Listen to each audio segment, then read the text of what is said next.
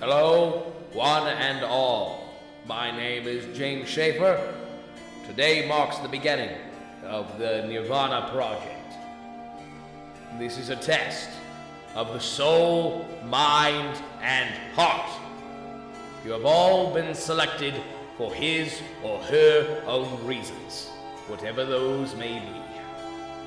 Passed through the proper channels and evaluations, resigned yourselves to the cause at all proper costs.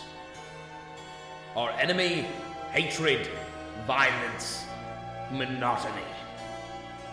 Today we accomplish the impossible. Today we institute a paradise on the mortal plane. We all know the price of freedom, but it will be us that teaches the Commonwealth of America the price of true ecstasy. Carry now forth, my children. Make the dream promoted by me and my dear wife a reality. Citizens of Nirvana, now is the time to break the cycle.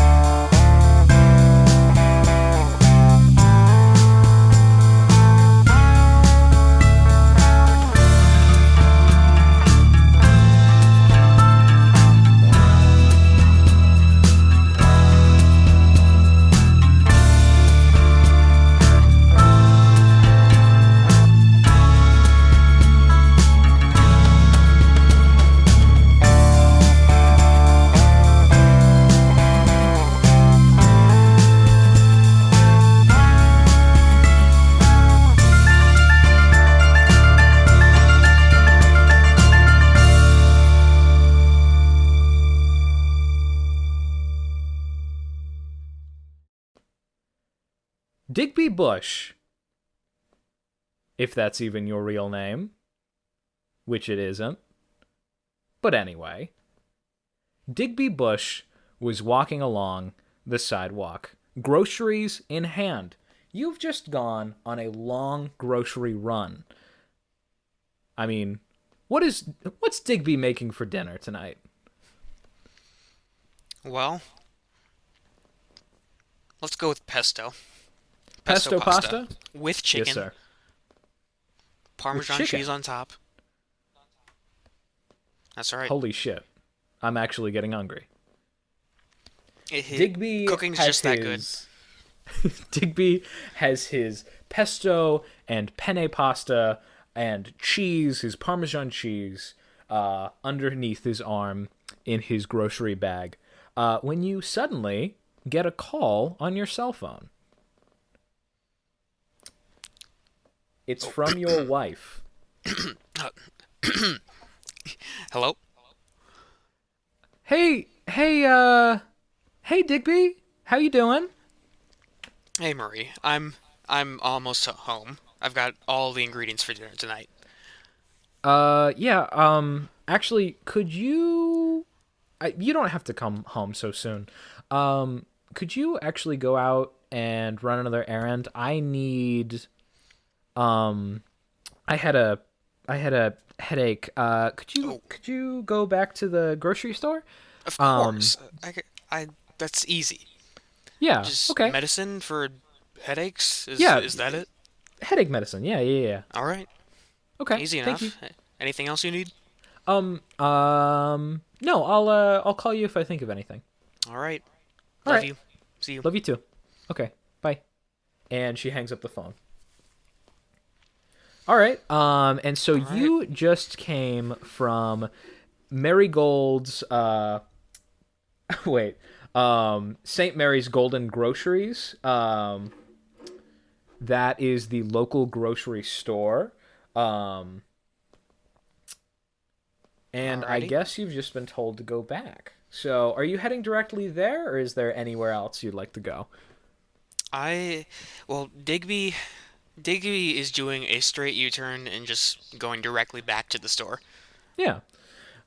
Digby, you've been here with your wife for a couple of months. Do you want to tell me a bit about how your life has been in Nirvana since you initially moved?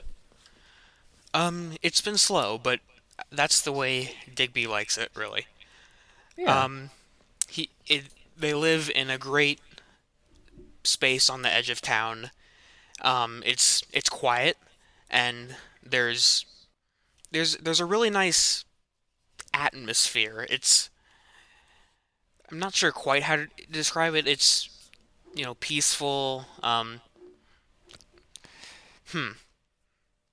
I'm trying to think of a good word here.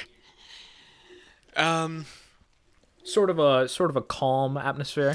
yeah, and Yeah. Digby is really getting into writing.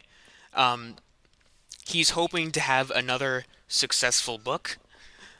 And he's been doing a lot of hiking in the backyard area. There's a lot of wilderness around the house, and just trying to come up with anything.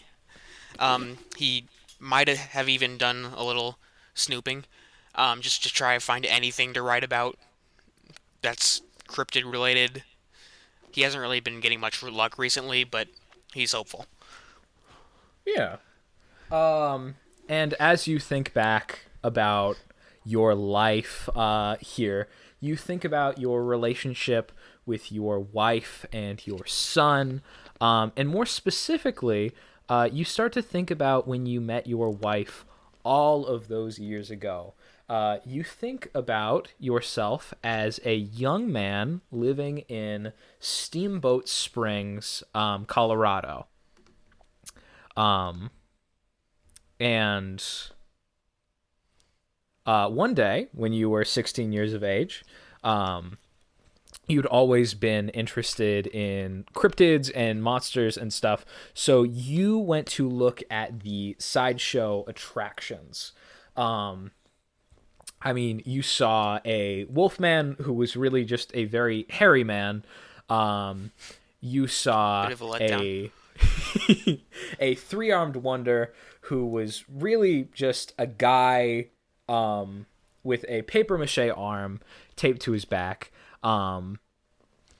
But the most surprising thing that you found was one of the attractions was to you felt very legitimate.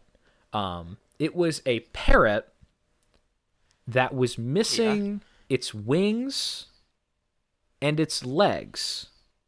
It looked as if it had been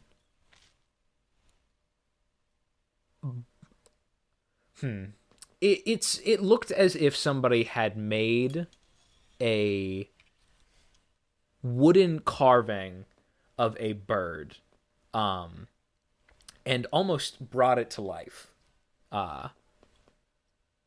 Just sitting That's there, very incredible. very alive.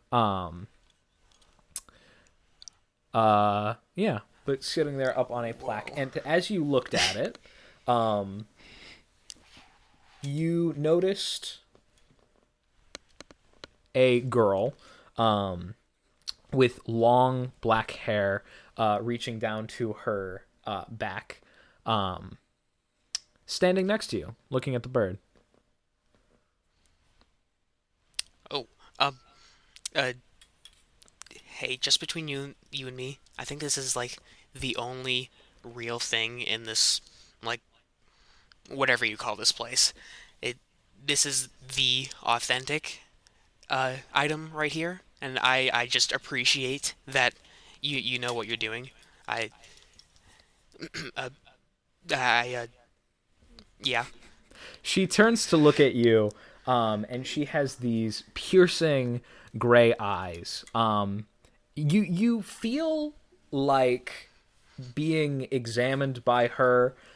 She is almost looking at your character as a person. She's trying to determine what kind of person you are.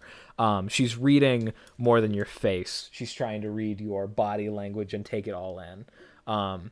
She gives off a very analytical vibe.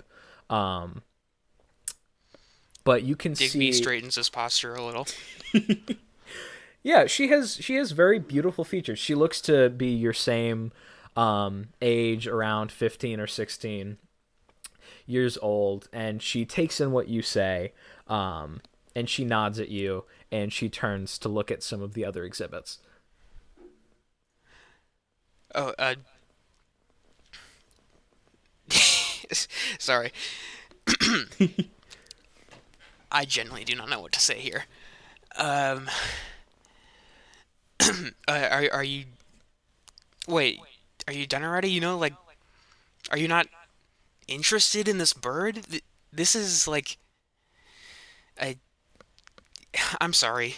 God, I don't know what to say. I mean, she turns back to you and shrugs and sort of like... you can tell that she's not exactly...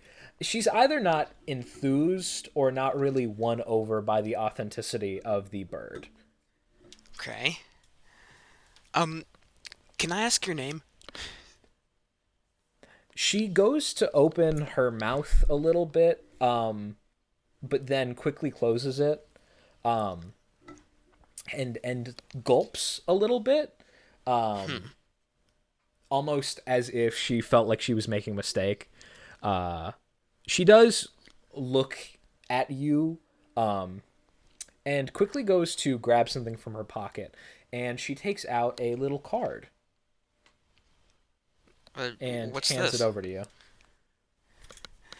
Digby reads the card. Yeah, as you look down at the card, you can see it has your wife's name. Her first and maiden name on it, along with a little disclaimer at the bottom. I'm sorry, I can't speak. Oh, well, that's all right. You don't need to speak to communicate. I was gonna say communicate, but like you kind of do. You don't have to speak to talk to people. All right. Oh well, thanks for the card. I didn't realize you couldn't speak. I'm sorry about that. She immediately takes her hand and she she lays her fist upside down and takes her pointer finger and sort of just...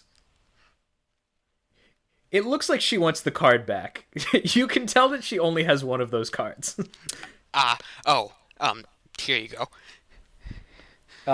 Yeah, and she takes it back and puts it back in her pocket. Yeah, she's wearing this really nice blue dress with these white polka dots. She has a ribbon through her hair. Just a really nice look to her. Yeah, but she looks at you and she nods, and actually, now that you guys are kind of hanging out and understand one another, she takes another look at the bird.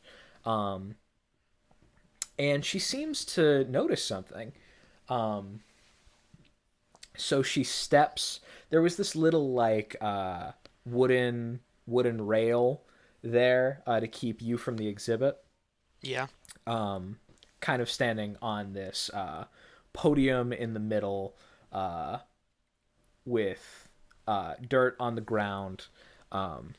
You can see that the distance was sort of covering up a couple of things. As she moves forwards, she picks up the bird and shows it to you. You can see stitchings where the wings and where the feet would have been. First of all, what are you doing? Second of all, holy shit.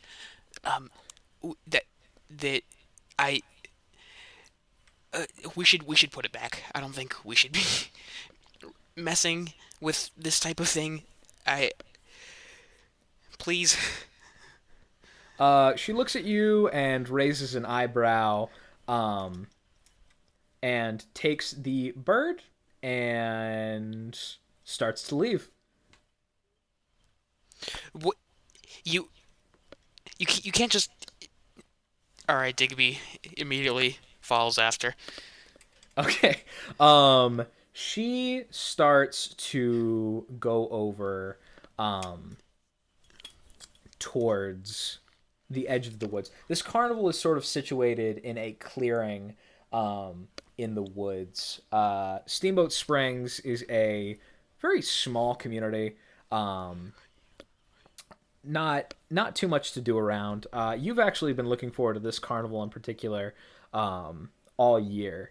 And you convinced your mother and father, Jacqueline and Simon, to let you go alone. This is kind of a new thing for you. All right. But as you guys both go over towards the edge of the woods, the memory fades, and you are once again on the sidewalk walking towards the grocery store. You eventually find yourself inside grabbing headache medicine. All right. I'm gonna just grab it and walk up to the counter to pay, I guess. It's not, I've already gotten everything I need here from the previous trip. Yeah. And as you go up to check out, you see the cashier sort of like a very like 2000s emo goth aesthetic, short pixie cut black hair, piercing eyes. You can see that the green, the light green color is probably due to contacts, colored contacts. And of course, I mean, she's wearing a work uniform, but she has a short black dress on underneath her her grocer's vest. Sort of like the Harris Teeter Kind uniform. of. Yeah, I think I get you.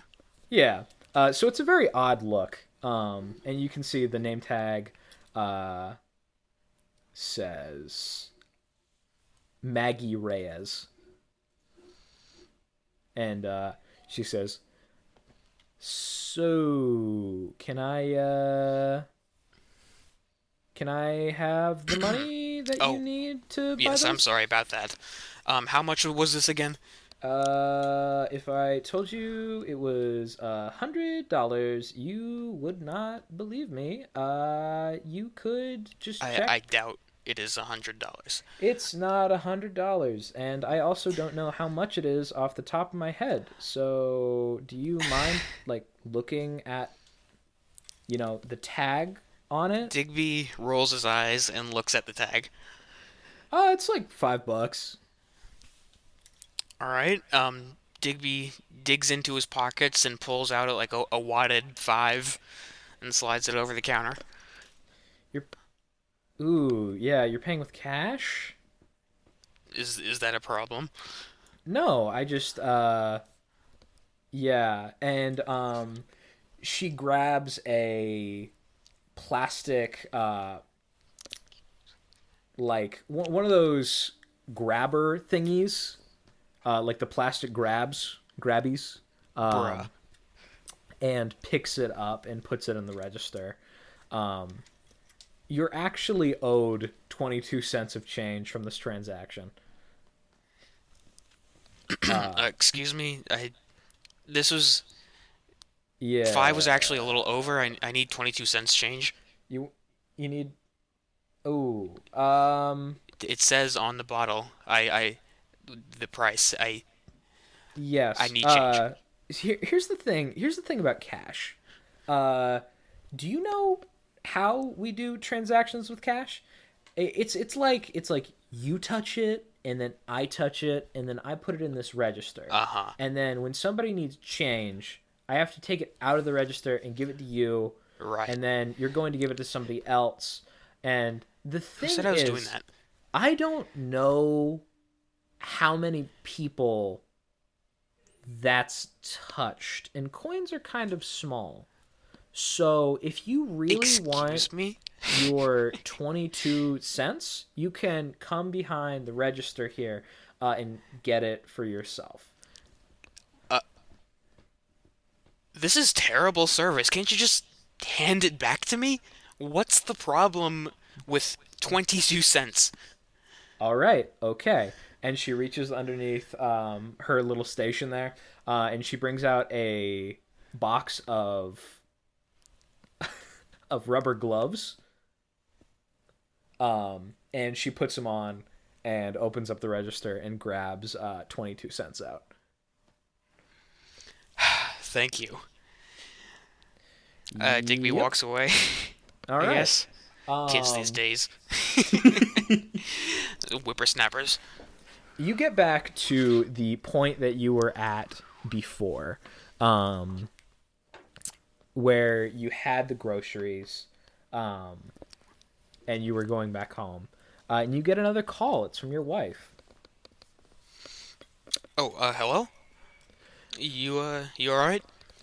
Hey, Digby. Yeah, I just still got the headache. Ugh, it's terrible. I'll be home just- as soon as I can. No. I just remembered. We actually we need could you go and withdraw some money from the bank? We were gonna take out a loan on that lake place. Remember?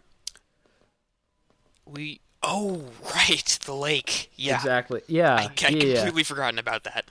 Yeah. Cool. So you're better now than ever. I'll get it done. Okay. Thank you. Yep. And Bye. she hangs up the phone. All right. To the bank Digby goes on yet another adventure. Okay. And as you head off towards the bank, we're actually going to move to a very different scene. A scene that takes place in the home of Mary Thomas. Hang on, I have to cough. Sorry. I'm good now. Took a good old cough break. Mary, you wake up in bed.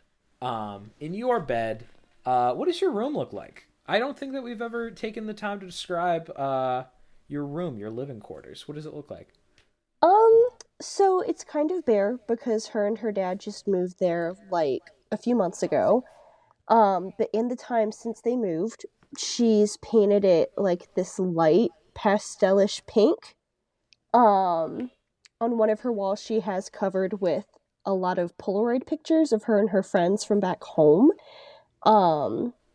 Before the move, it's pretty basic, like in terms of basic white girl room, or not white basic white girl, like the it girl trend where it's like, Yeah. these are all my things that I bought off of Pinterest and Amazon and all of that stuff. Like, that's kind of what she goes for. She's pretty organized. She has a few boxes in the back corner of her room that she hasn't bothered unpacking yet, but for the most part, I don't know, it's kind of basic. She has the TikTok mood lights around the top of her room, like the top ceiling part.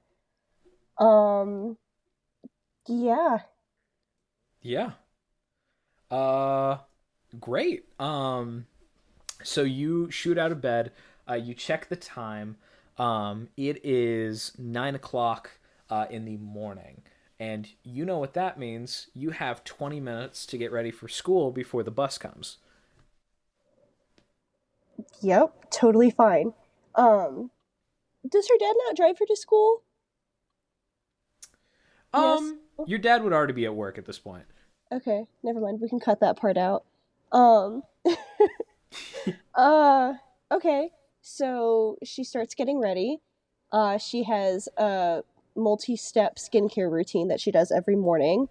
Lots of face masks, cleansers, moisturizers, stuff that I don't know about because I don't do that, personally. But, the whole shebang. She does her hair up, in a ponytail, nothing crazy. And she puts on this preppy outfit. Uh, Schoolgirl skirt, button up, top. And she looks at herself in the mirror and she's like, perfect. Um, runs downstairs, makes herself avocado toast. Um, and yeah, that's about it. She's already pre-packed her lunch. She makes herself a bento box every night before she has to go to school. Because again, she's an it girl. And she's already packed like her bag for school too. So she's like ready to go. And she's actually at the bus stop 5 minutes early, like always. Nice. And when you are there, you actually see a face that you recognize.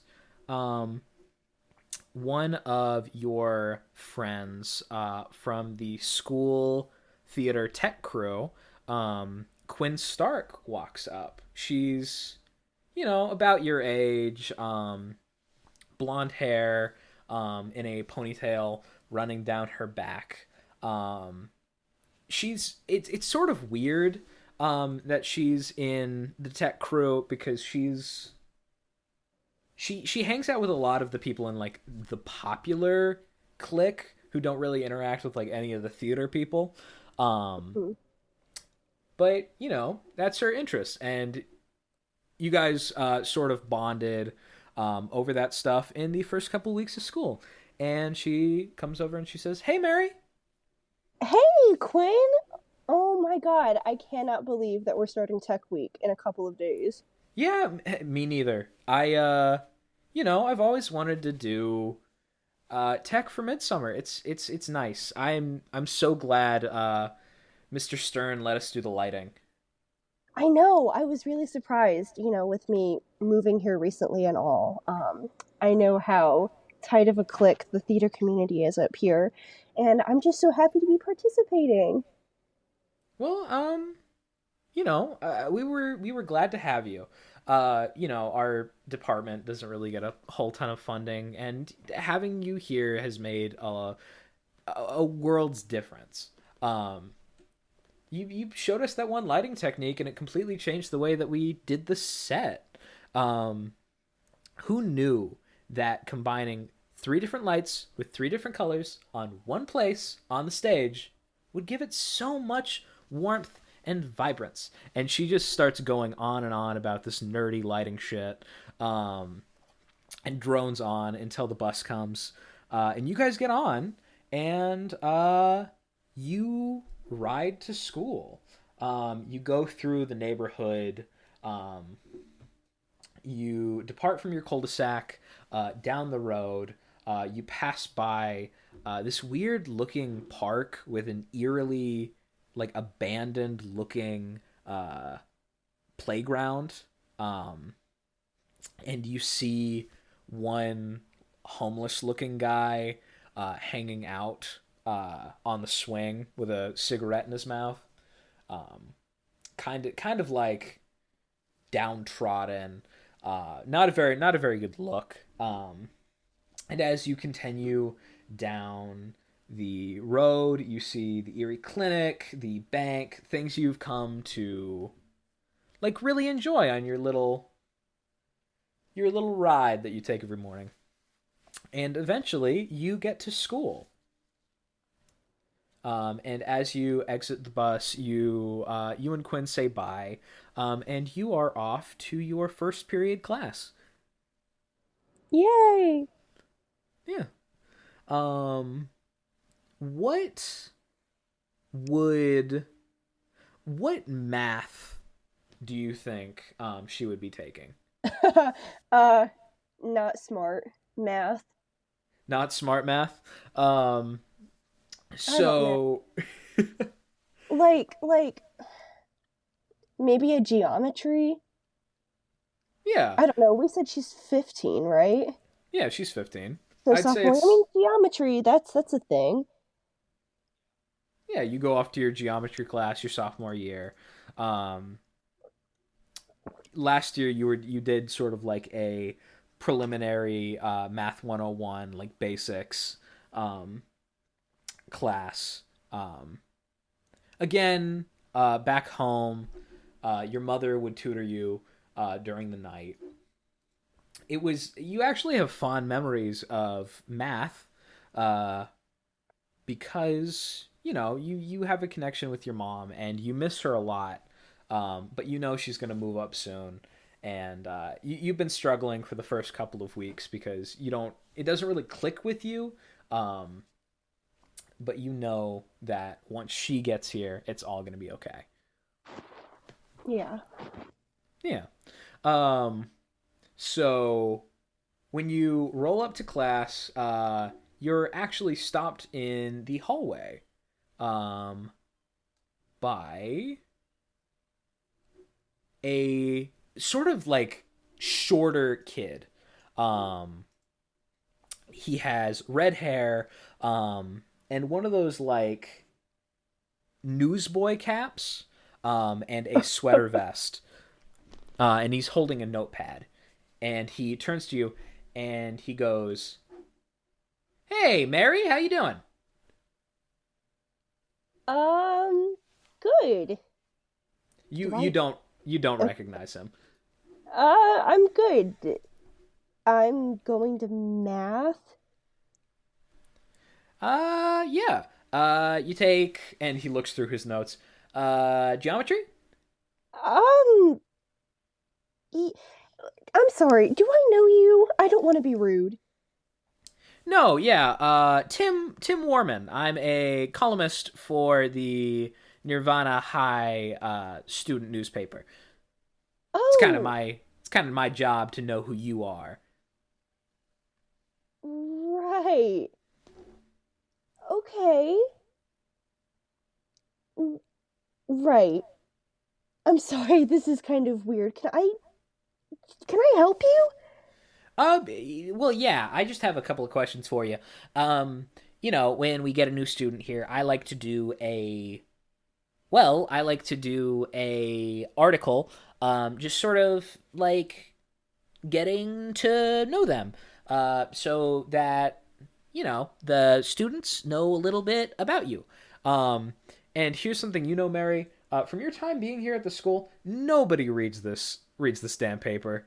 Yeah. They print it, they push it, but nobody reads it. Right.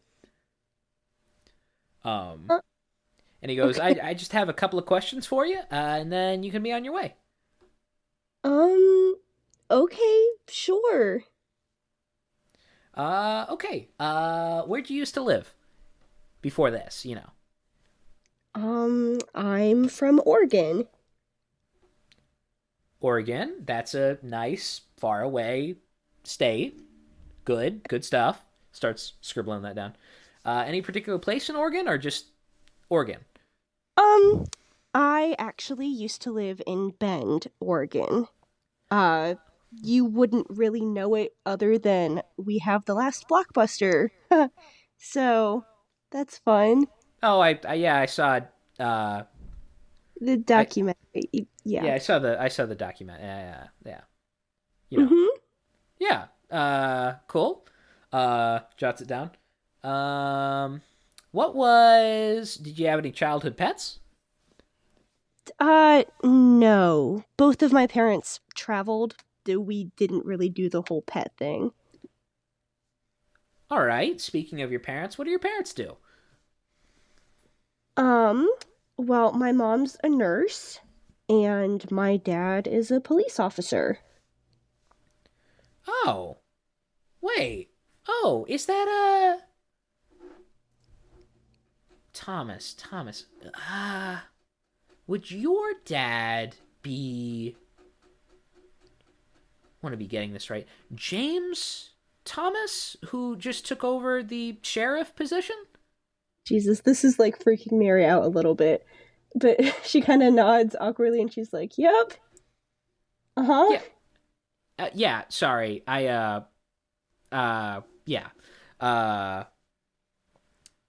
And he looks up at you and he's like, that's really all I need from you. Good stuff. You can be on your way. And you can see throughout this entire thing, he's sort of been like looking at you, sort of like sizing you up. Very, very much like he's using his position, and I say that in air quotes, as a newspaper reporter to just sort of get to know you, on a personal level. Right. And you step back into class, and your teacher, Mr. Letterman, goes, Mary, Mary, Mary, Mary, Mary, Mary, why did you, why, you're a minute late to class. Exactly 60 seconds, may I add. A minute late to my geometry class? So Mary actually kind of plans for shit like this because she's a major kiss ass with all of her teachers. So she she reaches into her backpack and pulls out a little Ziploc baggie of homemade cookies that she makes like once a month, just in case like she gets late or becomes late to a class or something like that.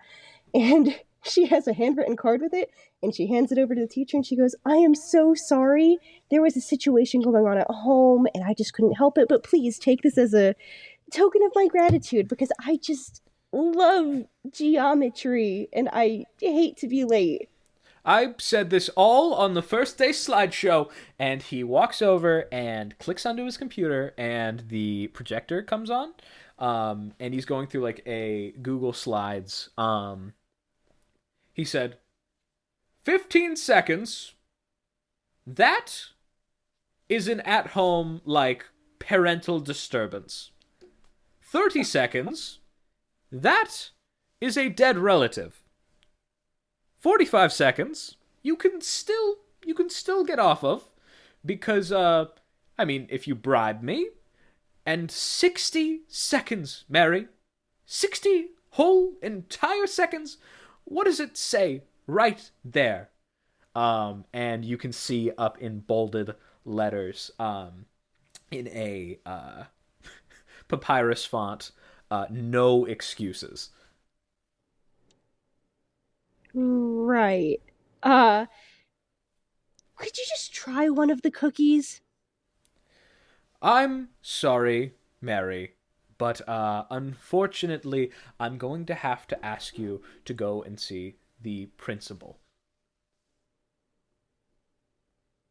She kind of stands there stunned for a second, and then she grabs her backpack a little tighter and she goes, okay. And she takes the cookies back from him, and she goes, I'll be taking these. Have a nice day. And she's like totally flustered. This totally threw off her whole rhythm. Well, yeah.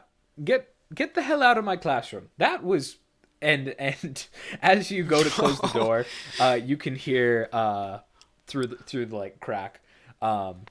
Today we're going to be playing Kahoot. Shit. How evil. As the door closes, and you start to walk off towards the principal's office. And you've actually never been to the principal's office before. And on your way there, you walk through the hallways of barren lockers. All of the lockers are this royal blue color, as the school's colors are royal blue and black. Yeah. And running across the marble floor are these black lines that go through the hallways and sort of direct you. And you see, as you walk into the sort of lobby area of the school, a sign, as there are little like signs pointing you in every which way, that says Principal Engelbart's office. And as you follow, you notice that the corridor seems very out of the way. It's not where you'd think like a principal or important figure's office would be. It's sort of out of the way in the back. Sort of where, like, I don't know, you'd think like a unused classroom or like a teacher break room would be. And as you reach the doorway, you can see the door is like this rich mahogany. The doorknob is jet black. You touch it, it's this cold steel. What do you do? So before she goes to knock on the door, she like texts her dad with like an FYI, I'm going to the principal's office and I'm freaking out, and if you disown me forever, I'm sorry. XO, Mary, or whatever the fuck. She's very anxious about this. You get a text back from your dad, and it reads, LOL. Okay. And then she like rapidly starts knocking on the principal's office door. She's not sure if like one knock is not enough or like 3 is too much, so she just like goes all out, and it's like you can't hear that, but I just knocked a bunch on my desk and the recording picked it up. All right. Yeah. Yeah, you don't get like a voice coming back. But what you do see, so it's got like that. God, what is the term? It's one of those doors that has like the glass that isn't like necessarily see-through, but like the not see-through glass. You know what I'm talking about. Like that Yeah. You couldn't see directly through, but like light could come through. Yeah, like kind of it's got a texture to it. Yeah, there's a name for that, but I can't fucking remember for the life of me. But you can see the light kick on inside of the room. And you get a knock back. Oh god.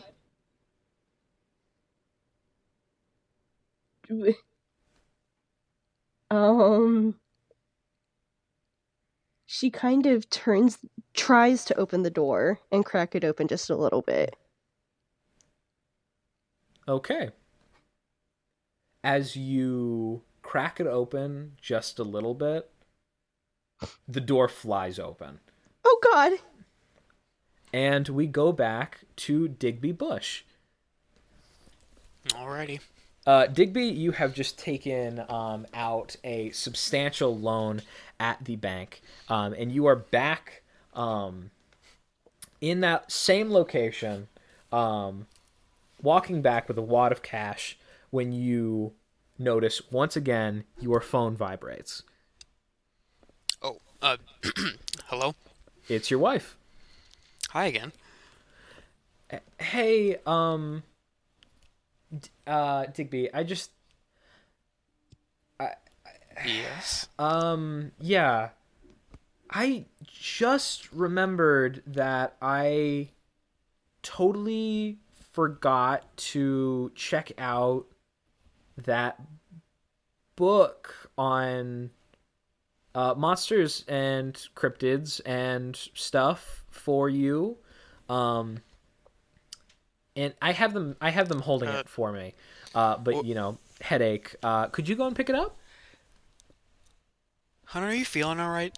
You seem to be, forgetting a lot For of things. I appreciate the book, by the way. I will go pick that up. Very, very much. Thank you. But like, are you all right? yeah, I'm fine. Of course I'm fine. Just Okay, I trust you. yeah, damn headache. Fair enough. I, I mean, didn't the foods? Well, no. I was gonna say the foods would be cold, but it's not even refrigerated. Never mind. Um, Yeah. yes, I'll be back once I pick up that book. Just thank you for that, by the way. It means a lot. Digby. Yes. As you mentioned the food, you notice that the groceries that you had picked up aren't there. Uh, And neither is the headache medicine. All you have is that wad of cash. huh? What? I Digby, are you all right? no. I'm fine. I just I might take a little longer getting home. It seems I forgot to pick up one ingredient for dinner. Um, yeah, could No. have sworn I'll just be home a little later. I need to go buy a couple things again. Hey, don't even worry about get home whenever you'd like. If it's 2, 3, 4 hours from now, it doesn't matter. I'm doing fine here. You sure? Yeah, of course. Okay. Yeah, just All take your right. time. And she hangs up the phone again. Digby immediately searches his pockets for his little green journal and starts writing down that his groceries and headache medicine have disappeared. Digby knows for a fact he had those in his hands, and this could be something not natural and a possible subject for a book. As you open up your journal and take it out and take out your trusty pencil, you notice something. You notice that pages have been ripped out.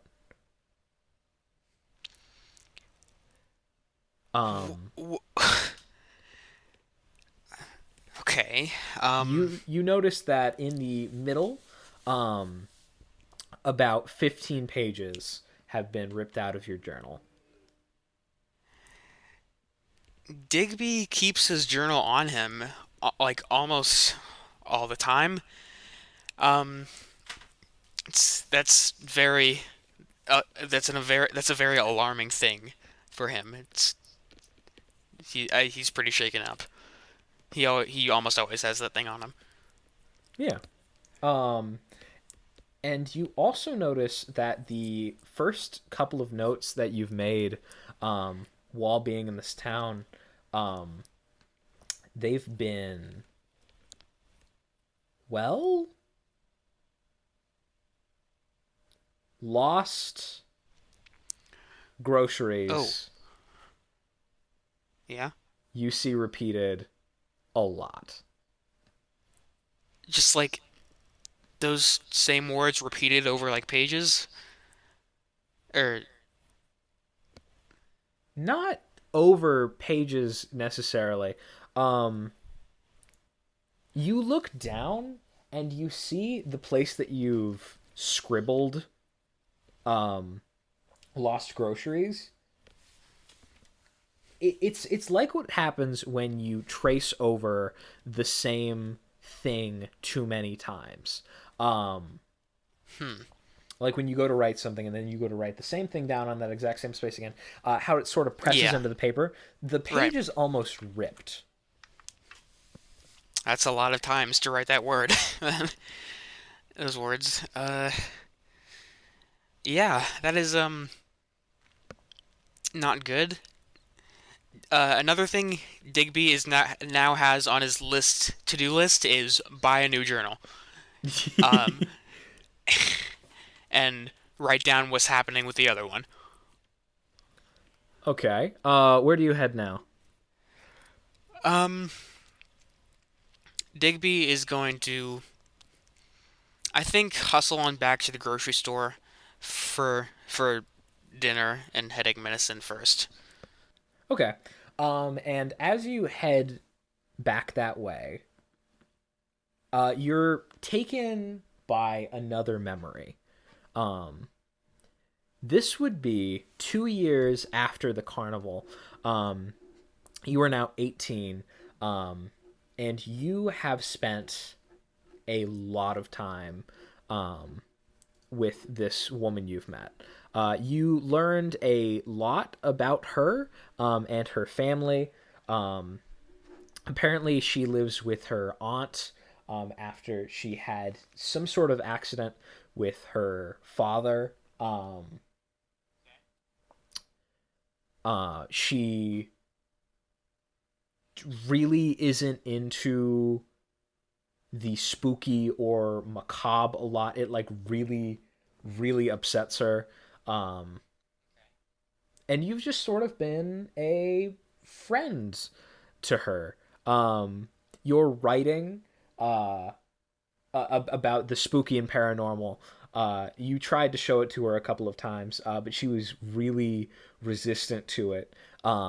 So you started writing like nice short stories, things that were sort of upbeat and whimsical and more realistic, things that she seemed to really like and enjoy. So now, 2 years later, you two are enjoying the carnival together. Um, it's come back. Yeah.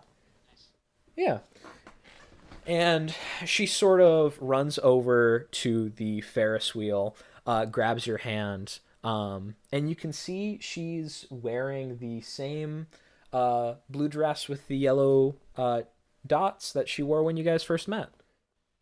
Oh, that's sweet. Um, all right. Would you want to go on the Ferris wheel?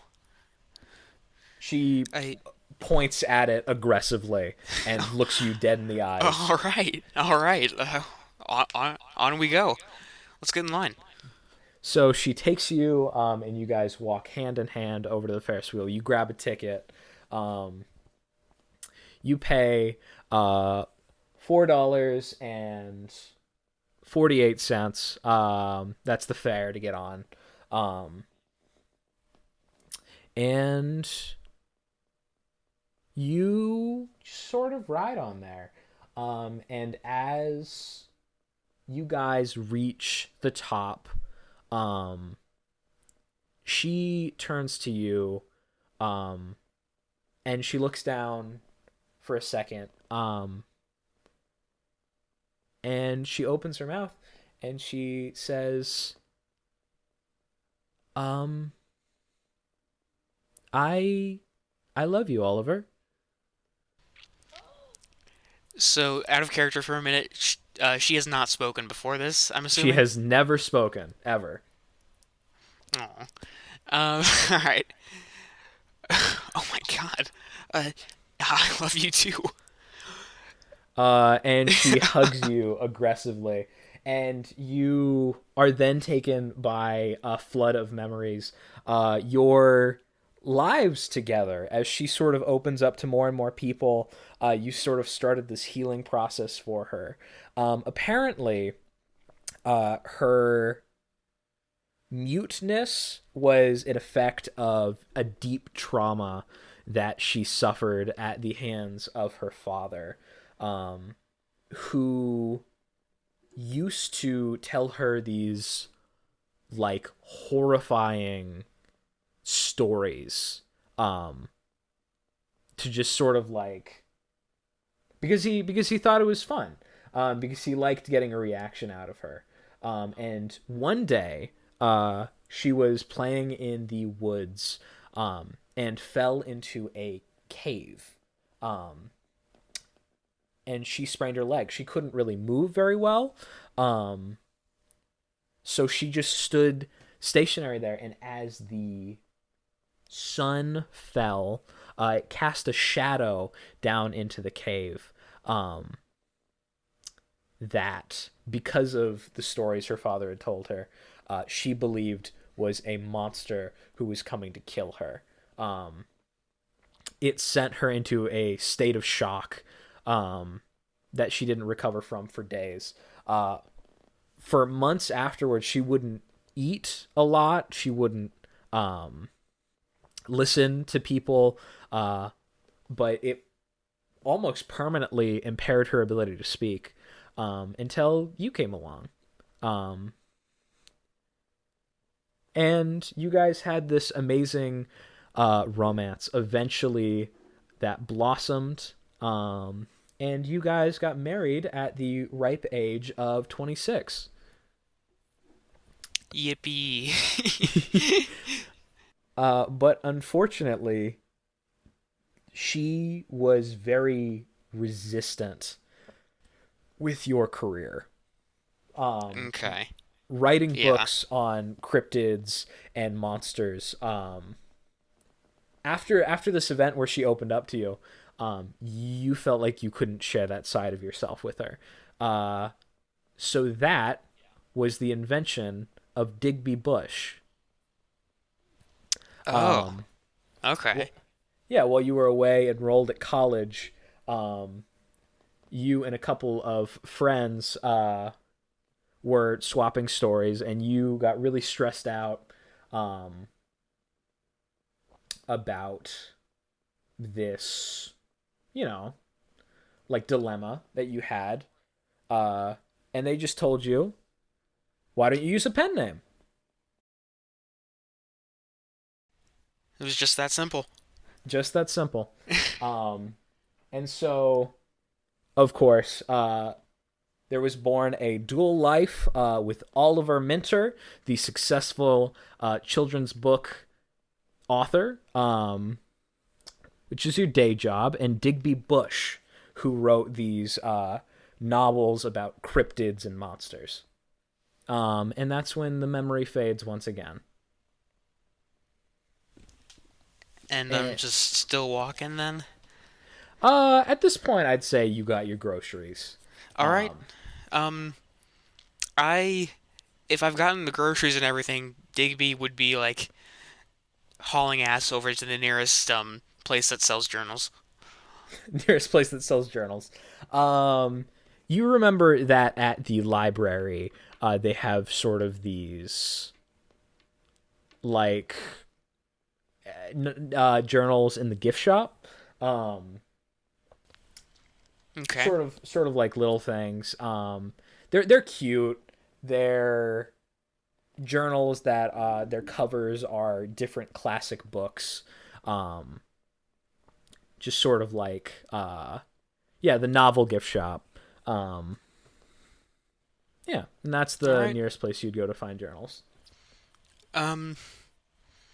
All right, Digby's gonna walk in there and let's see. Hello. This is me doing the mid-roll for Lazitus episode. I don't know what we're calling this. I guess this would be episode 4 or the new run episode 1.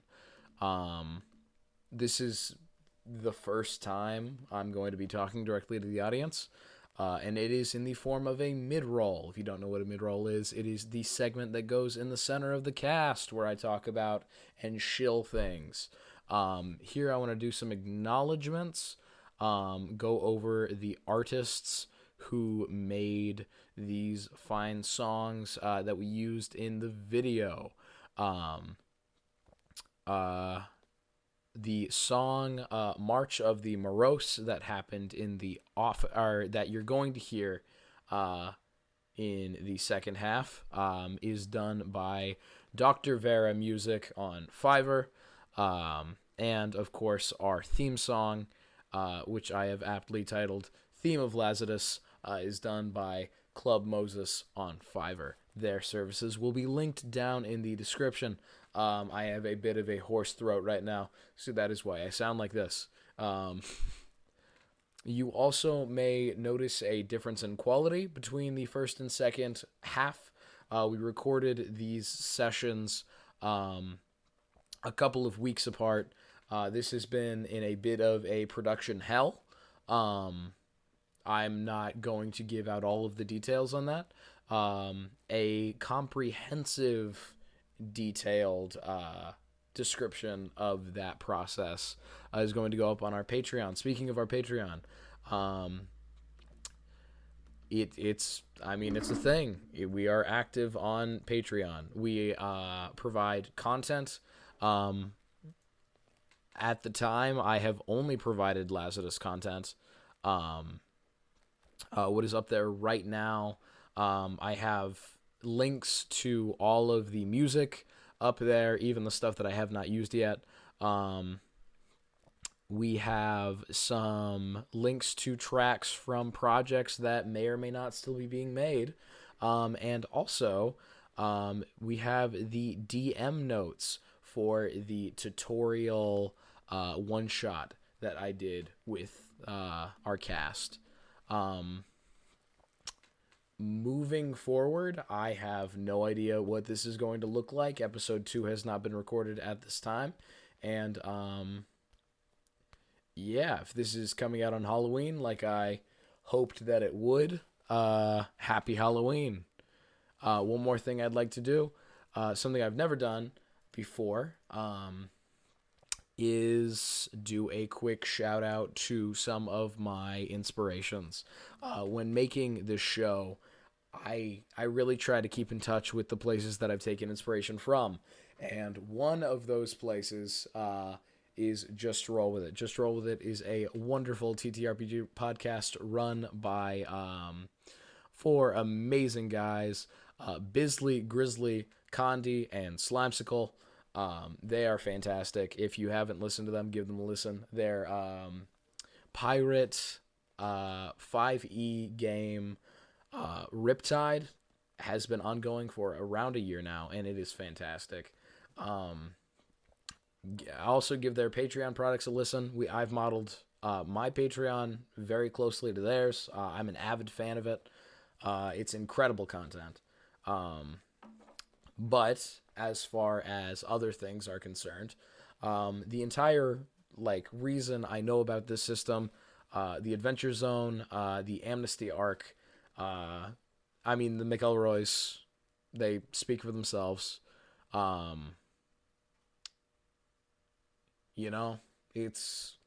They're very talented people. That is a wonderful family. And go and check out their newest stuff. I just enjoyed binging through Ethersea myself. They do TTRPG stuff. Also, Almost Thanksgiving, Till Death Do Us Blart is coming out.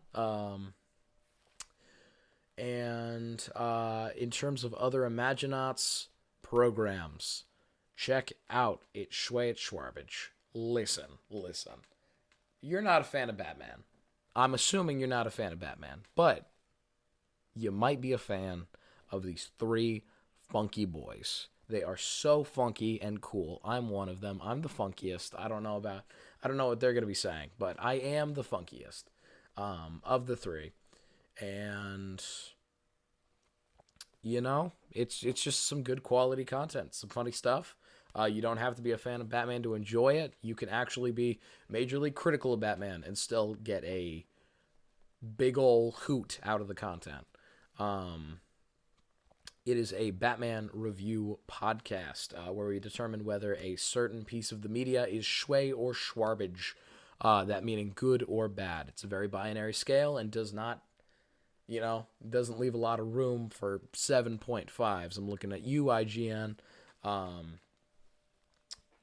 Anyway, this is crazy. I didn't think we'd be making this at any point. There's a bunch of stuff that I probably should address, but I'm not going to address because, again, the Imaginotes is going out on Patreon as soon as this is uploaded. So, if you really want to know, cop over a good $5 every month, and you'll get let in on the little secrets. I'm not entitled to your money, but if you want to know, there's a little bit of a price tag on it. Yeah. Yeah. I mean, we do have multiple tiers, but most everything is going to be going on the $5 tier. I just want to give another quick thank you to all you guys for listening to this. If you are even hearing this mid-roll, you've made it a significant portion into the podcast, but you have not made it even halfway. So sit back, relax, and enjoy the second half of this wonderful episode of content. We pick back up with you, Mary, getting pulled into a office. So, what you expected inside of here? You know, what do you think a principal's office looks like? Just if you were to imagine standard principal's office, what are you expecting? Me, Bella, or you, Bella. me, Mary? Oh, okay. I don't know. I didn't really go often. Was that a humble brag about not getting in trouble as a child? Yeah, I was a kiss ass growing up. I never went. That's not true. I went a couple times, but like I'm pretty sure I blacked out under the stress of it and don't remember. I don't know.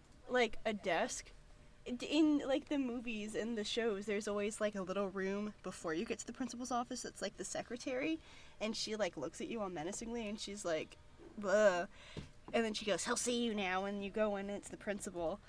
And there's a desk and he sits there and he's all like, "Arr," or she, I don't know, it doesn't matter.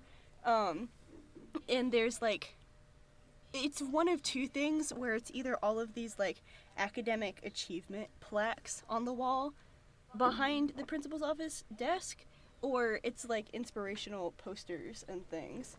And there are no windows because the sun doesn't shine in the principal's office. So you are right about two of those things. There is a desk, a rich mahogany wood. It looks imposing, a little bit too large. There's a chair sitting behind it, but that's a regular office chair with a swivel to it. It doesn't look special in any sort of way. Sort of like an office chair. And it's a bit too small. These objects are diametrically opposed, not just in physical space, but in size as well. The walls are painted a dark gray. Not black, but a dark gray, which is a juxtaposition with the no windows, making this room very dark, except for a single light hanging from the ceiling. Oh. As if there was supposed to be a lampshade over top of it, but it has since just not been replaced. So there is a single bulb sitting, hanging from the ceiling. You are alone in this office, Mary. What do you do? That, like, what you said, that's all that there is in there. There's not, like, a chair across from the desk or anything? So the room is carpeted with this deep, like, light brown carpet. Mm-hmm. There's nowhere to sit but that ground. So she kind of slowly goes to sit, like, crisscross applesauce on the ground across from the desk. And she knocks on the desk like it's a door. And she's like, hello? I'm sorry. I kind of was let in, I think. And she just sits there, kind of bouncing her leg in nerves. As you knock on the desk, you hear a knocking sound back. Oh. And you can hear that it came from behind you.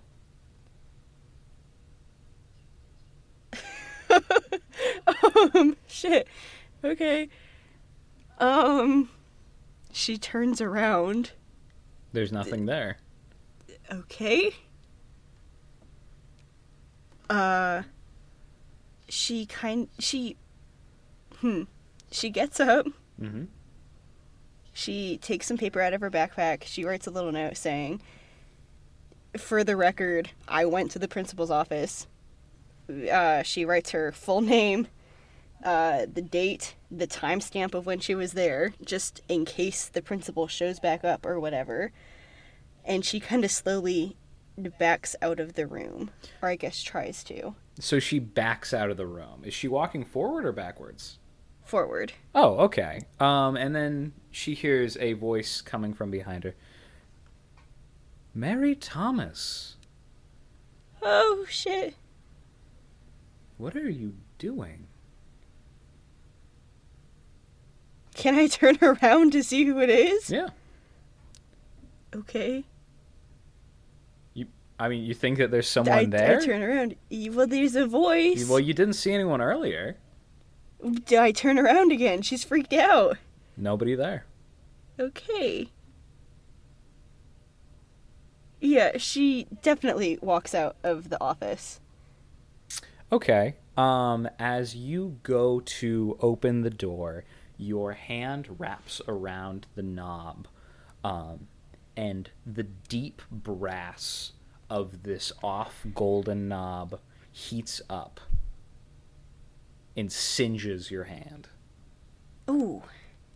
You actually take a point of harm. Aye. As you look, and your hand is a deep red. You have which hand would you have used?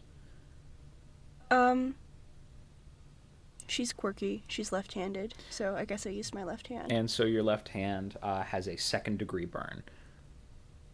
Awesome. What? Okay. Okay, all right. That's great. She's not saying that, but damn, okay. Make a mark or a note somewhere. I did. okay. I have my sheet pulled up. I'm gonna have the exact specifics of your injuries be a lot more prevalent this time around. Okay. She tries to pull out her phone, or she does pull out her phone, and she tries to text her dad, even though the last time she texted him, he was non-responsive. No bars. And no bars. Okay. Well, she types out the message, "Holy shit, I've been locked in the principal's office. I'm freaking out. Send help," or whatever. And it doesn't send, I guess. You hit the send button. And you see that it has not sent. Okay. Mary Thomas. Hello? Mary, sit down, please. Okay. Back where you were before is fine. Okay. All right. Thank you. Mary, we have a lot to talk about. Okay. If this is about me being late to class, one, I think burning my hand was a bit extreme and probably illegal.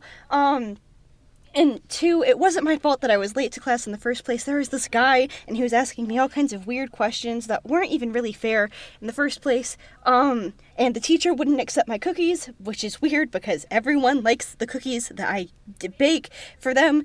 And, holy shit. Mary, I want you to tell me, what makes a question fair? What? What makes a question fair? You said you were asked unfair questions. What makes a question fair? Well, I'm talking to myself. I was asked questions about the home by someone that doesn't even know me, and I don't think that's fair Because he wasn't entitled to that information. Did I pass? Mary, you stupid child. I cannot believe that we're here like this. After everything I've put into you, I can't believe you fell for such a stupid little trick. I'm sending you a line right now, Mary. I'm sending you some help. And so I'm going to ask you some unfair questions, Mary, and I want you to give me fair answers. Okay. This... Sure. Why don't we? Mary, what day is today? It's Tuesday. Good. What month is it? It's September. Good. What did you do yesterday?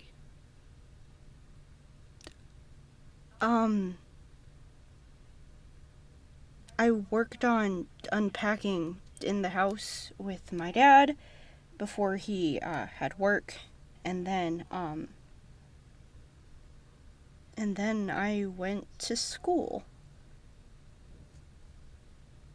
Now, Mary, I asked one simple thing of you, that you give me fair answers. What is the truth? What did you do yesterday? That is what I did yesterday.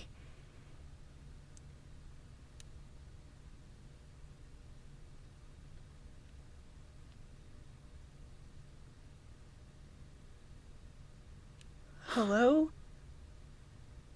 And you can feel something in the back of your mind. A burning sensation. Like the pain that you just felt in your left hand, but burning in the back of your mind, in the back of your skull.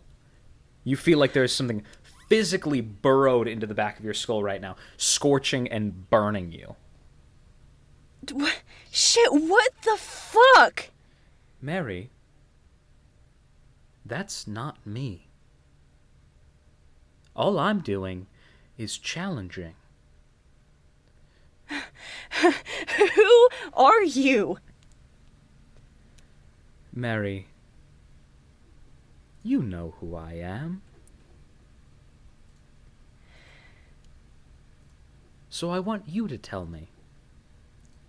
Who am I? Fuck. You're a manifestation of my stress. Clearly, I'm not supposed to be here. I've never been to the fucking principal's office anyway, and none of this is real. Mary, you've been looking at the ground this whole entire time, but something in your mind compels you as you are giving like this pointed speech here to look up at the desk. Do you do it? Yeah. Okay. What you see are two hands laid across the desk, resting in two fists, and that is all you can see. Where there should be a head, it is obscured by a green apple sitting on the desk.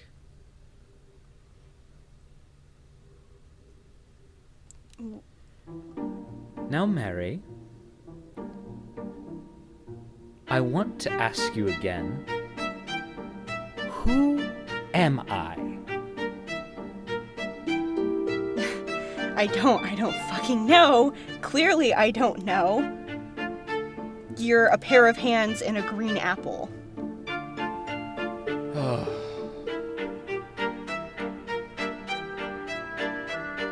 Mary, listen to me. I'm about to show you some things that you might not like. And it will only be a little bit, and it will only be a taste, and you'll have to figure out the rest for yourself. But I'm sticking around. You've had a nice little 24-hour break, but we're getting back to business. What business? What break? What the fuck are you talking about?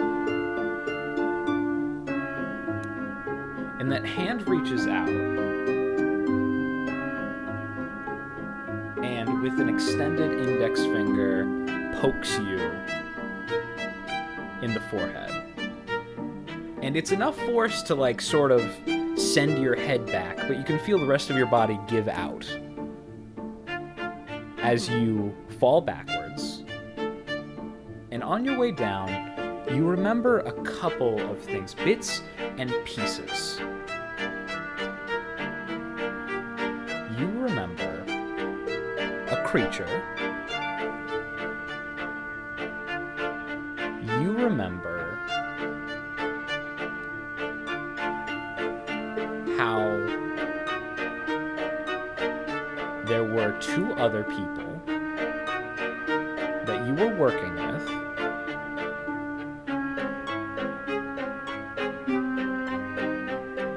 and you remember that there is someone looking for you right now.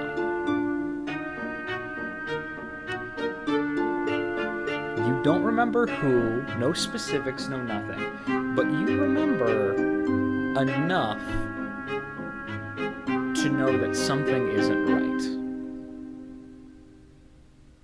And as you remember that, you fall to the floor, unconscious. Okay. Back to Digby.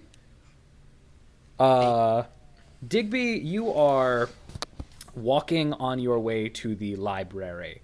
No way. I know. That's crazy, bro. Holy shit. It's some groundbreaking stuff. Yeah, he's on his way. But you are going to the library to, I think, return some books. I can't really remember the order of events very well because I had you. Shoot, I had to take out a loan at the bank. I had to. First, forget. Wait. First, it was groceries. Then it was the loan at the bank. Yeah, and now it's some book. I forget if I'm buying. I mean, You're borrowing or you're buying returning? a new journal. Is what you're doing. Right. Cool. Yeah. And I said I was going to get a new journal first. Because yes. of.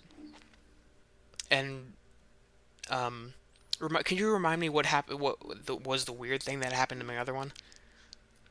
The weird thing that happened in your other one? Because I'm buying a new journal because like the words disappeared off the page or something so like that. So you can tell that a bunch of the pages of your journal were ripped out. About 14 or 15 pages worth. And also you realized that the words "go get groceries" were written on top of each other. Time after time after time. It looks as if you've written the same word in the exact same spot on the page about 16 or 17 times. So much that the paper is about to tear. So you decided you needed to buy a new journal. All right. I'm heading straight towards that library. All right. And once again, I'm going to repost the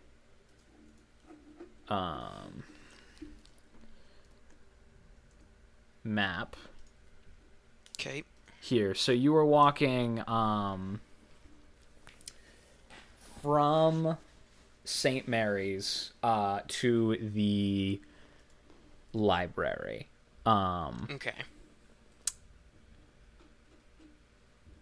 All right. Which is the... Let me remember the exact... the Clara Schaefer Memorial Library. When you walk up to this building, it is unlike anything else in the town. It is actually the pride and joy of this town. Its construction, its architecture is far beyond anything else. Everything else is like a bunch of mini like shops and apartments and like small houses. Even the bank is just like a dingy little building. And the police station's pretty nice. It's pretty big. There's a lot of room. And of course the high school is the largest building. But the library is almost artistic with its architecture. The interior, a winding staircase at its center. Books and books and books detailing all of Earth's history line the shelves. And it is not the largest, but it is the tallest building, sitting at around 7 floors. That's a very impressive building. Yeah. All right. So I'm walking in there. Yeah. So you walk in, and the head librarian is sitting at the desk, and she goes, "Hi,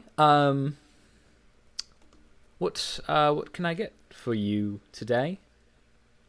Excuse me. Yes, I need journals. Journals. Preferably a lot. So that would be you would like to go to the gift shop? Yes. Yeah. Okay. That would be the second floor. You can use the elevator, or of course the stairs are right there. And she points over towards the stairwell. Yeah, of course. If you need anything, my name is Kim. You can ask anybody here. I'm the head librarian. And you have a fantastic day. Thank you, Kim. I appreciate it.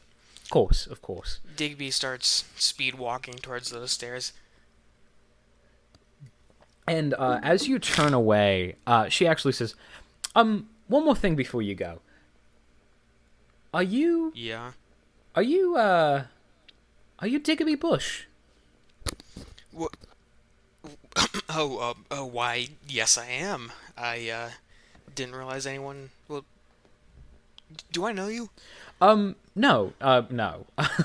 You wouldn't know me, but, actually, this is a library. We carry your books. Oh, that's wonderful. I never knew.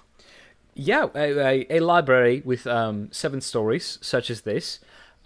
We carry all kinds of novella and historical fiction, and we actually had a hard time placing your books because you write them like they are,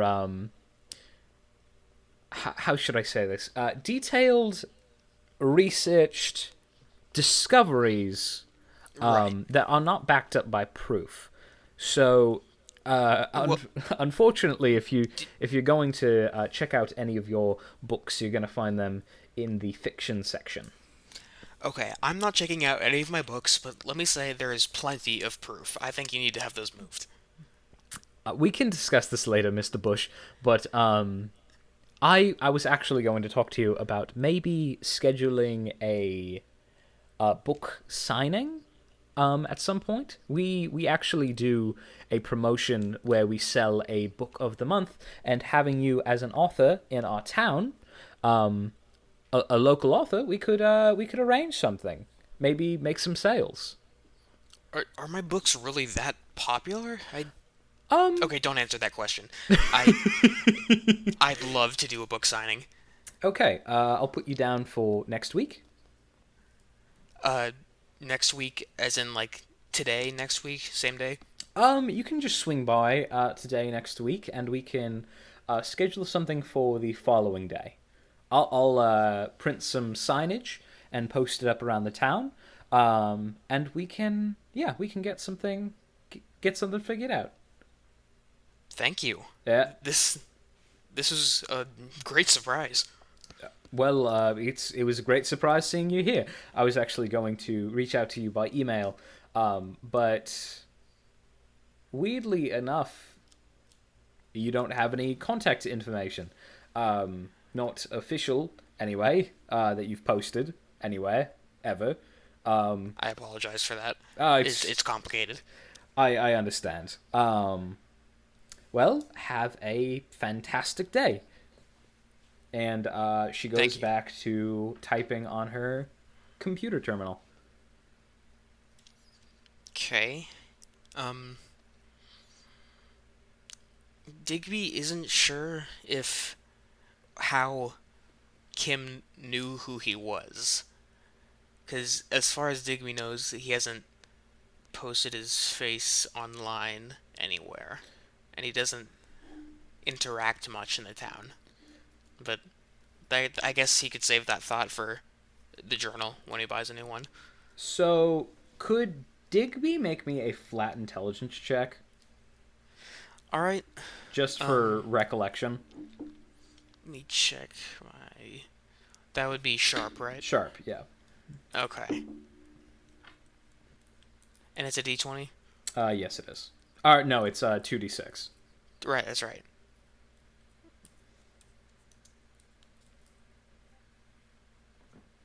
Alright, hold on. Oh, is it slash commands now? Oh, God. Yeah, it is.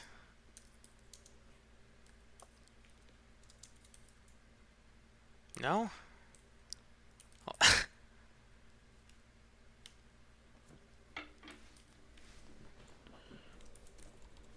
Is that it? There we go. There we go. A 5. Yeah. Ooh, I okay. didn't realize Digby was dumb. Okay, listen here. I won't allow you to insult Digby's pride. Digby, you remember you doing like an about the author before, and you can't remember if you put a picture there or not. Okay, fair enough. So that might be where she recognizes you from. Let's leave it at that then. All right. So as you climb up the stairs, you find your way to the second floor, which is a massive. It's a massive gift shop. You can see a section of it is cordoned off as a bookstore. It almost looks as if it was like a miniature Barnes and Nobles. And by that, I mean like half the size. Okay. And that's a fourth of this floor.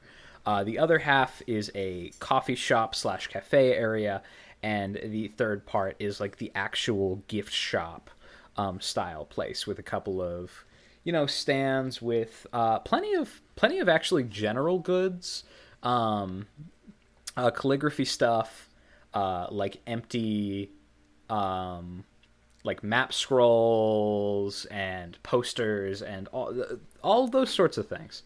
And you remember the journal section is this little like spinning circular rack with all of these selections of classical books that have been like the paper has been or it's been traded out for blank paper, the paper inside. Okay. Yeah.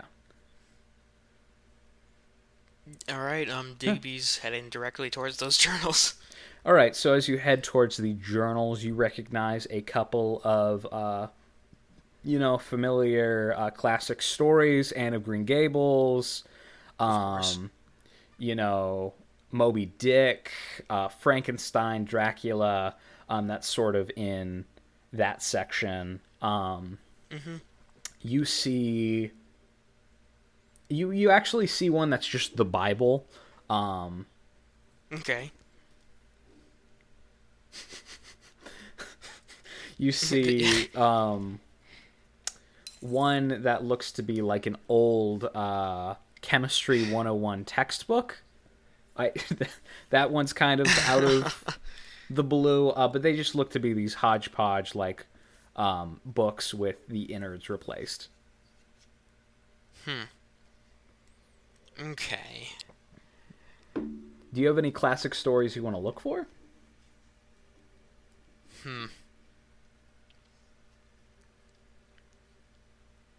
I'd say... I'm not sure. I'd say Digby would look for... I'm frantically trying to come up with classic books. uh, Google to the rescue. I think Digby would probably be a Wuthering Heights guy. I've never read the book. I'm just telling by the title. Maybe. So you look through. You see. You're just skimming through Paradise Lost, Percy Jackson. There's one. It looks like a nicher book. It's called Joji's Literary Adventure. You keep going,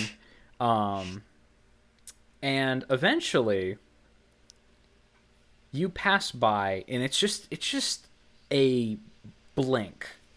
But you see cryptozoology for beginners and some experts.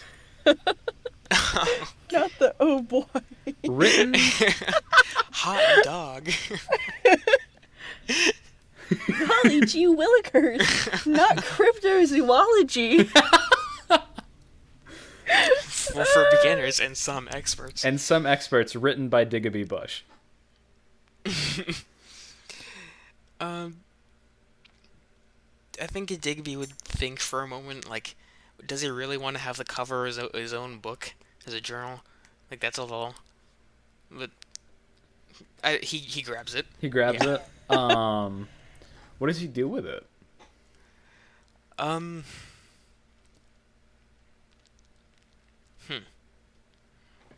Check the book to see if there's any pages left of the original book. So Is it all just blank?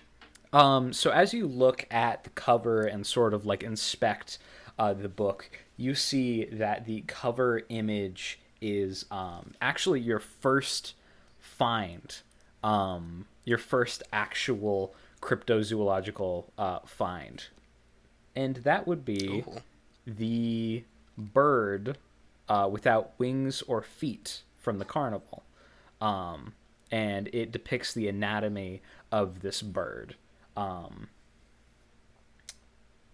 Yeah, this is the journal he's keeping. For sure. And as you inspect the back cover, it is the description. To summarize, it's basically you going over your personal history with the surreal and your dislike for the mundanity of regular animals. Reading it now, you can tell that this was written by your publisher, who you remember being kind of a dick. Yeah, that's for sure. Yeah, it does say published by Steve Zirkle. And as you crack open the book, you flip through the pages one by one. It's about 100 or 200 pages long. Lots and lots of space for you to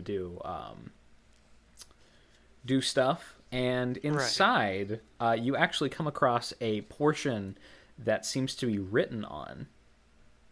Oh. Digby's definitely going to take a look at that. Yeah, about 14 or 15 pages were left inside of the book. And the weird thing is, these pages look handwritten. Is it Digby's handwriting? Is it? Yes. It's Digby's handwriting. That's And not weird at all. in order, you see at the top the Wendigo. And going down the page, you see a detailed description of its body, its abilities, all of the evidence that you collected on it. You can see this seems like this was something you engaged with and hunted, something you've never done with a monster or creature before. And you don't remember writing this. This is all in your handwriting. And as you flip through the pages, you come across a description of the girl. You can see sort of like a short description, height, weight, features, and then a section with abilities. And you see this description of this girl that is capable of magical feats, things that are, I mean, honestly, this is out of your wheelhouse. And you hardly believe what you're reading. But as you continue to go on, there are more detailed notes on this creature, and less about the little girl as it goes on. And when you get to the last page, you see... Yeah. Don't go home. Written in red. Spooky. Okay. Digby. This is obviously very unnerving. Let's see. What would he do? Is Digby's gonna look around for anyone watching him? Maybe. Is there anyone else in this section of the bookstore? Gift shop? There are a couple people sitting down at the cafe. There's somebody working the register in the bookshop, and there's somebody working the register in the gift shop, but they seem to be minding their own business. Also, okay. Digby doesn't have any money left on him. Shoot. No.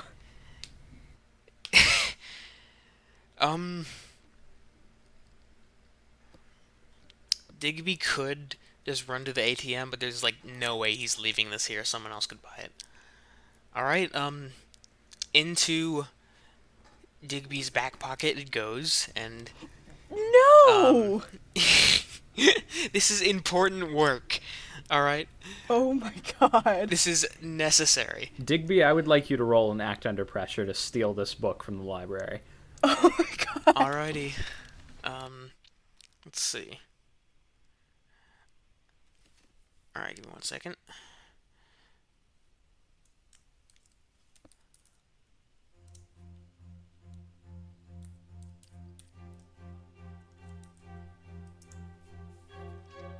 I got a 7 total.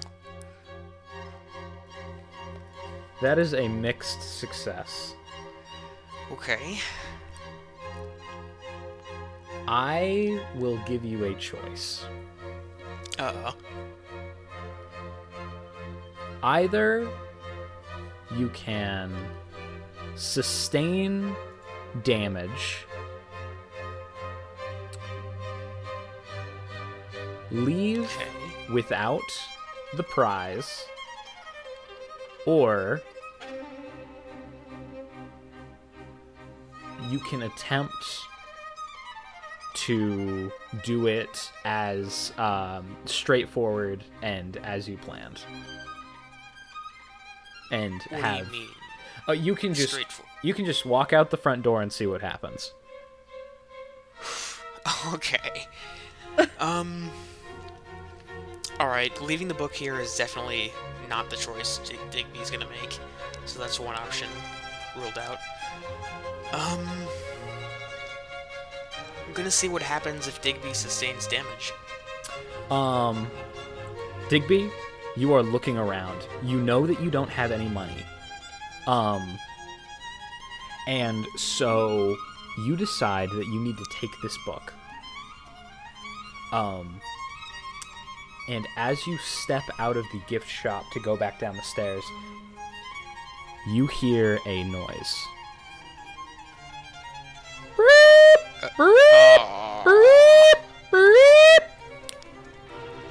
The alarm is sounding, and everybody is starting to look at you.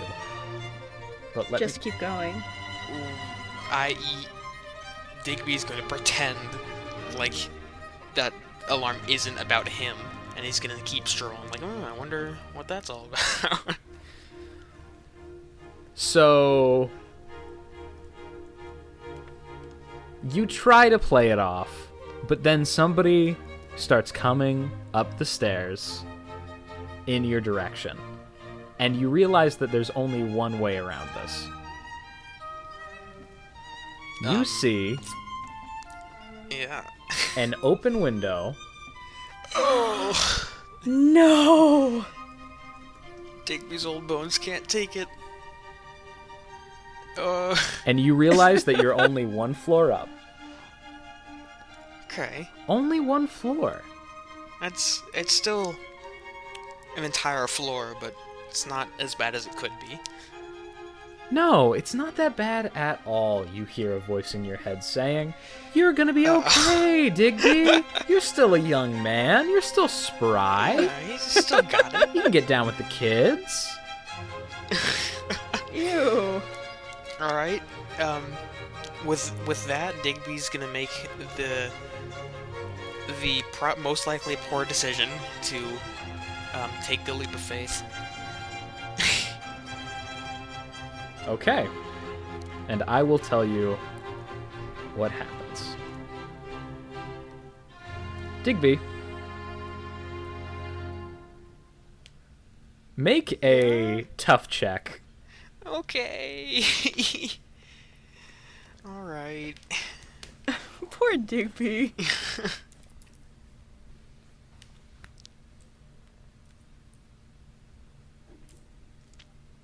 Ooh.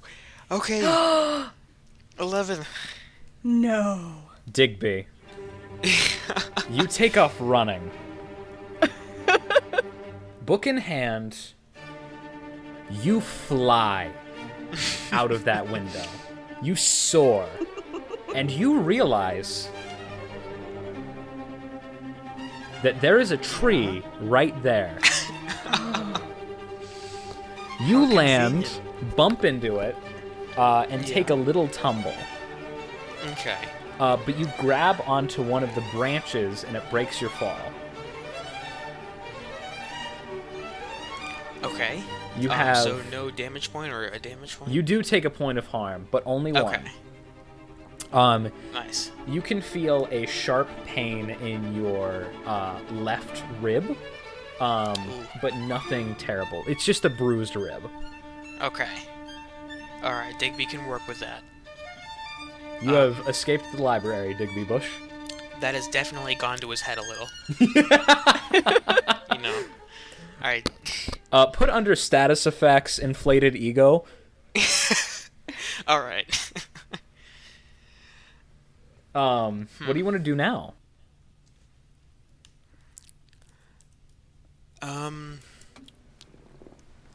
Let's, I want to... Shoot.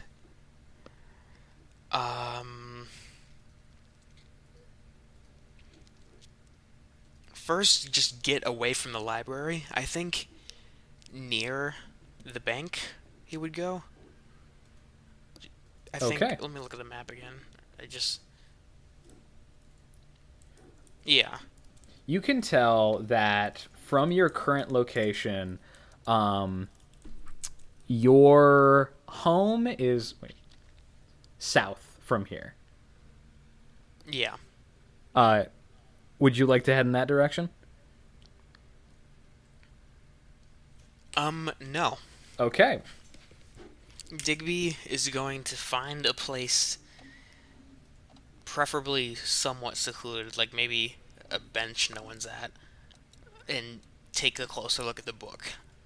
Okay. So you to go and find a bench, I'm gonna say you head into the neighborhood. Okay. There- Preferably a place that's away from the library. Yeah. Yeah. So you head tearing down the main road, not running into any cars, but sitting across from this neighborhood at the intersection, at this three-way, before you hit the turn into the neighborhood, is a little bench. And as you sit down there and look out into traffic, you said he would analyze the book more carefully? I just want to take a closer look and review it. Yeah. So some of the notes that you missed before, you keep you keep seeing mentions of a partner that you had in all of this, and as you read and read and read and read, you see that you were working with two people. One, the chief of police, or the sheriff of the town. Right. One, Mr. Thomas, Sheriff Thomas, and another Digby, not Digby Bush, but Dakota Burns. You were working with a man named Dakota Burns. All right. Digby's starting to doubt his memory, because like this is clearly his handwriting, and Digby wouldn't just write down something and like forget about it, especially if the experiences in here are real. And there's also considering like these pages were, I feel like there's 15 pages or like around that in here, in the book the journal he had before, 15 pages were missing. Like there's got to be some kind of coincidence somewhere, and Digby's starting to doubt like if he remembers everything all correctly. So as you call your memory into question, you are suddenly hit by something else. A rock. A stone crashing through your cranium, blood everywhere. You take 3 points of... I'm fucking with you so bad. No, but you sit and think about just your memories and your recollection. And as you're sitting there and you're thinking, you get flashes of your life. How after you created the pen name Digby Bush, you kept writing monster novella and became a successful children's book author. That was your day job, and going out and hunting monsters was your night job, and you lived a very good life. You had your son with your wife, and you guys raised him until he left the house. After that, you came to a point where you felt like you could be transparent with your wife, and you eventually told her about your double life, and she accepted you and your career. And you went on to become more successful, putting more time into your night job, and creating a successful line of monster hunting journals. You got a adamant fan base, And after a run-in with a very creepy fan, you and your wife decided to move to a more remote location. You remember you were very literally doxxed online, and your home was just covered in rabid fans. So you and your wife moved to Nirvana, Nevada. Okay. So, does that recollection include, like, what was written in the book?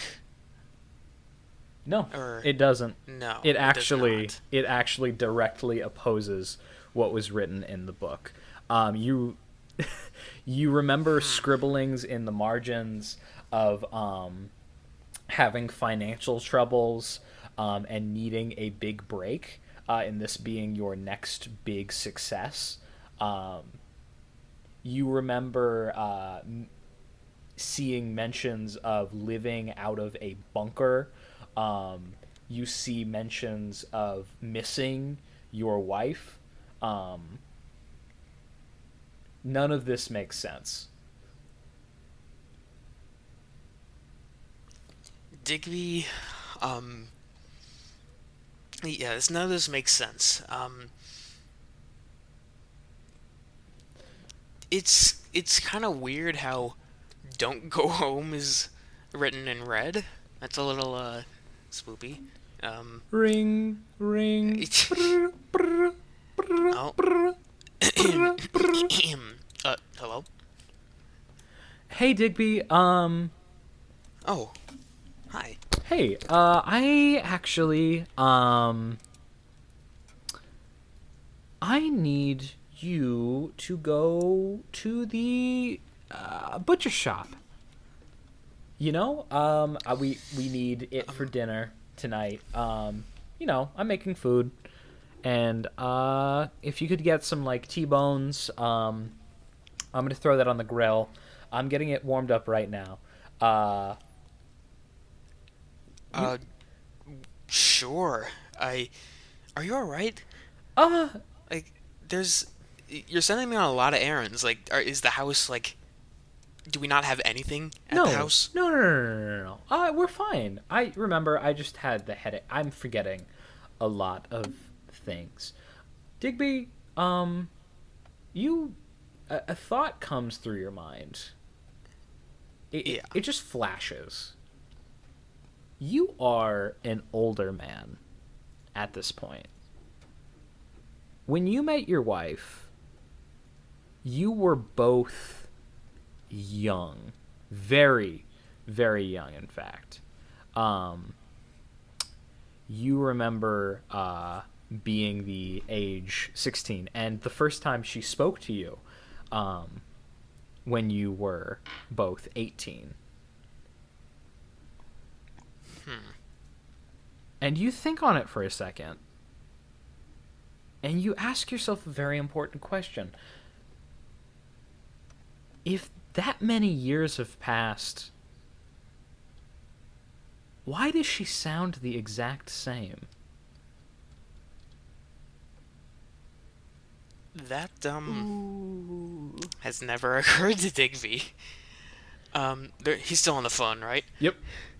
Um, I I'll get those right away for you. I will be done. Well, it actually might take a while, but I will get it done.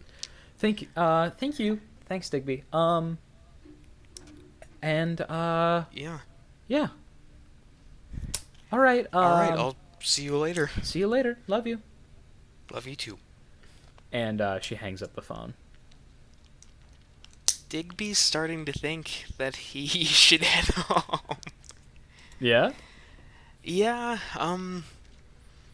There's too many odd things that line up here, and Digby being Digby, he's got to figure this out. Okay. And so you head home. Mary, Uh-oh. you come back to consciousness, and you are looking up at a bright light. And as you get your bearings, you see the dark walls.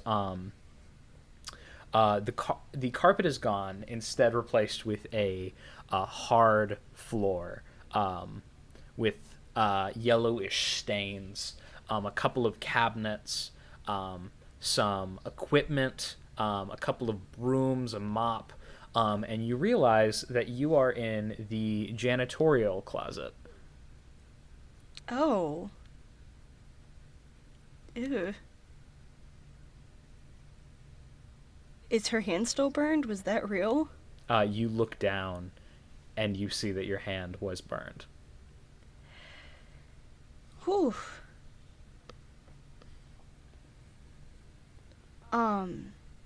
Okay. She pulls herself up and pulls out her phone to check what time it is.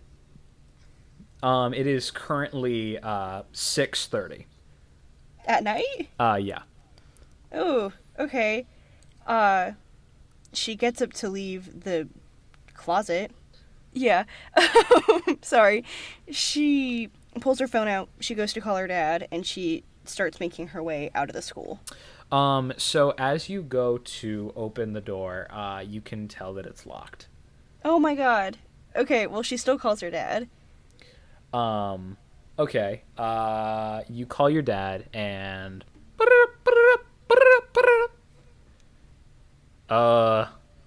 Hi? Hey, Dad. How are you? Mary, I'm good. We're dealing with kind of a stressful situation down at the station. Yeah. I'm locked in the janitor's closet at school.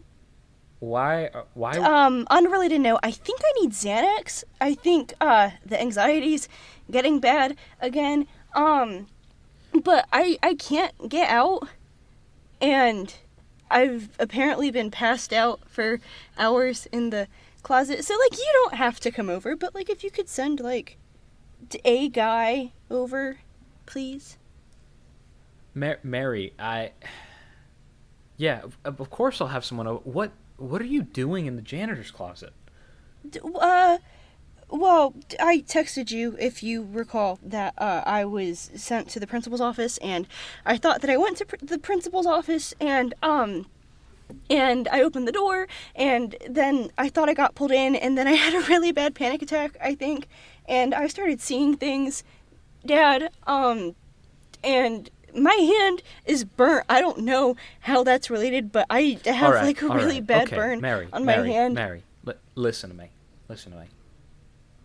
I am sending someone over right away. We're going to get you out of there, and then we're going to have a talk when I get back home about what happened to you today.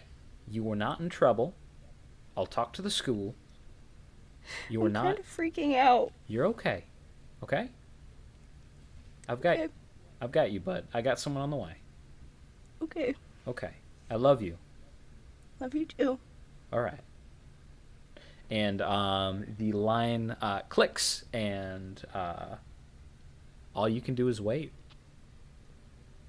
What does Mary do as she waits?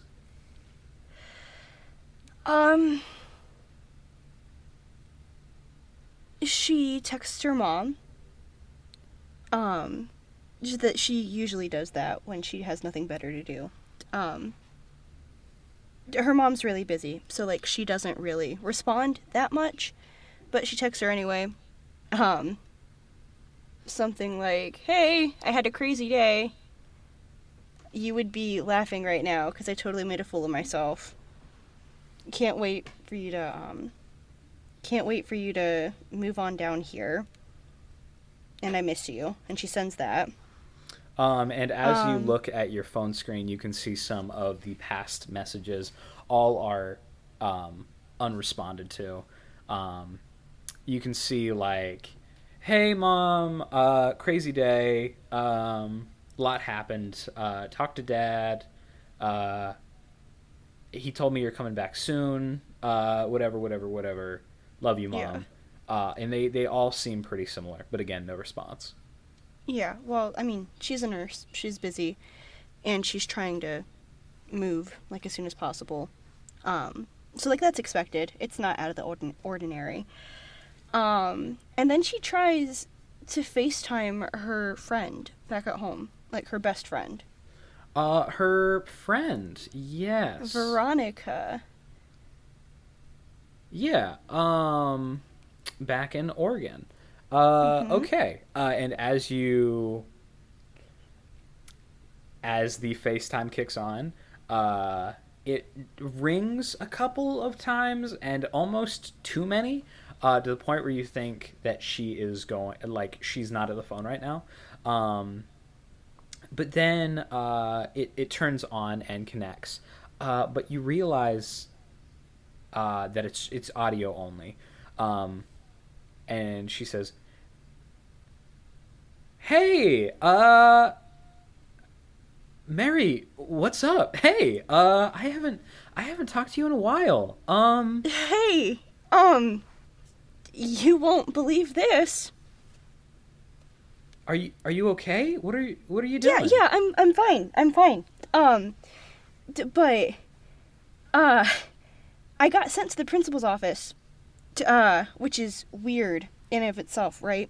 But instead of going, I went and took a nap in the janitor's office. Well, Mary, no, Mary. Hey, are you?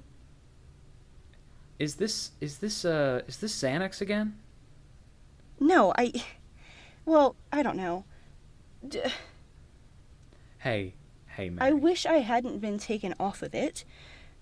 I think it's getting worse again, which is, like, it's fine. You remember how the withdrawal I went the miss first you. time. Yeah, I miss you too, but you need to stay off the stuff, and you need to stay off of it long enough for you not to want it. You know what the doctor said. No, it's not. It's not withdrawal. I think I need something to help. I had, like, a really bad panic attack earlier. I saw something. I'm freaking out. I don't know. What did you see? It's stupid. My dad's sending someone to get me out of the school that I've been locked in. I don't know. I just wanted to. I miss people back at home. And everything's great, and I'm doing good. And I have friends. And it's going better than, like, other moves have. But I don't know. Yeah. I miss you, and I miss my mom. I know. I just had breakfast with your mom yesterday. Yeah? Yeah. She wasn't feeling very well today. She said that she was coming down with something. But Oh. Oh yeah, no, she's fine. But just like she might be sleeping right now. Yeah, totally. That makes sense. Yeah. But I will. Well, I'm so happy you called. Yeah. Yeah. How's school going? Good. Except I have an asshole math teacher. Which, I mean, isn't new. Oh yeah, you told me about him, Mr. What's his name? Yeah. Yeah. Yeah, but I'm doing theater. Well, I'm not doing theater. I'm doing lights for a show. But that's fun. I've unpacked most of my boxes. So progress. Yay. Yeah. I'm happy for you. Midsummer's a really fun show to do. What? No, like the lighting and technical direction for Midsummer. It's, Yeah. How'd you know I was doing Midsummer?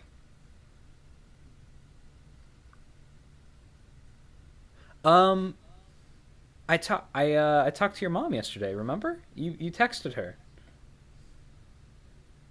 I actually didn't tell her that I was doing Midsummer. I wanted it to be a surprise.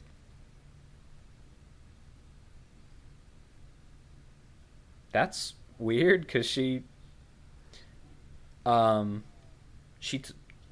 that's what she told me. She must have talked to your dad.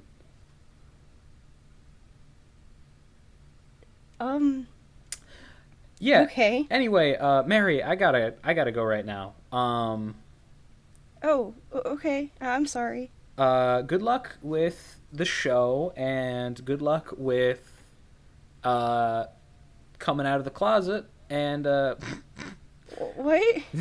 nothing. Just, it's a joke since you're locked in a closet. I'm sorry. But I have a bad sense of humor.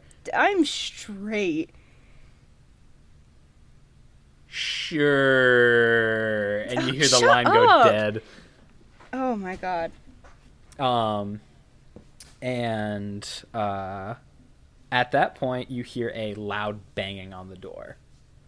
Oh, Jesus Christ. Hello?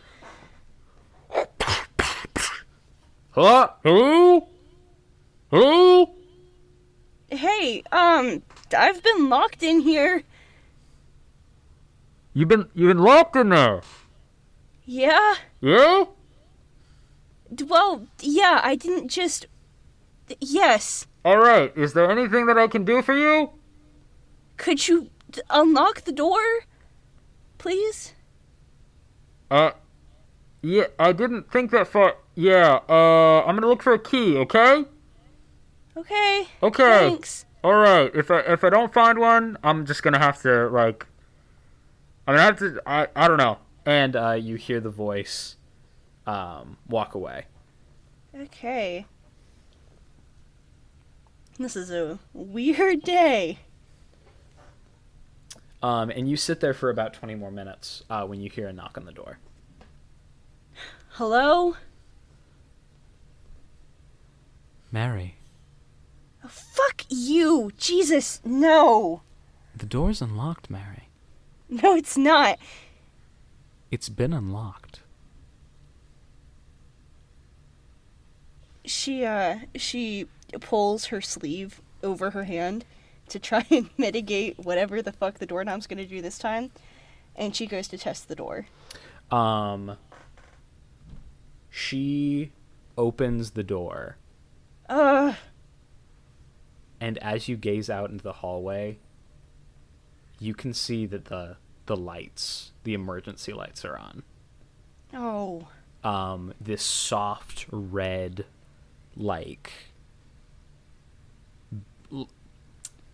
it cuts on and then cuts off, and then cuts on and then cuts off, illuminating the hallway. The rest is dark. Okay, she grabs her shit and, gets out of there as fast as she possibly can. Act under pressure. What? Why? Because I said so. She's walking. You said as fast as you can, which entails running. Okay, she walks fastly. At a brisk pace. Fastly.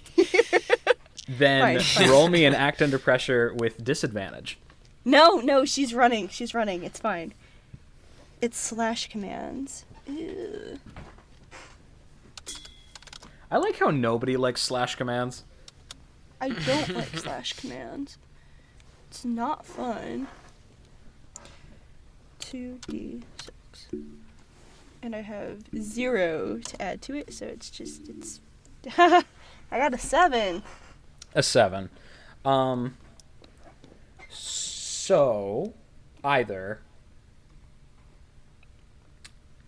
I'm going to give you a situation. Not a situation. You run out, and as you run, you drop your phone. Nope.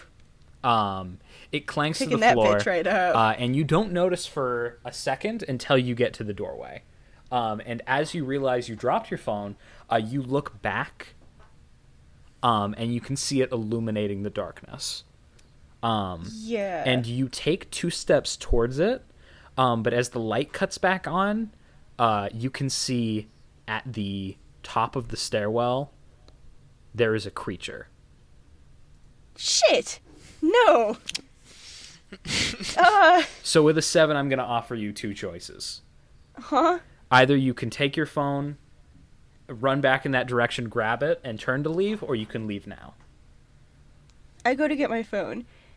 She doesn't know what's real or not. She goes to get her fucking phone. Okay. And so I want you to roll me another act under pressure. Okay. And this As time with disadvantage. Aye. Alright.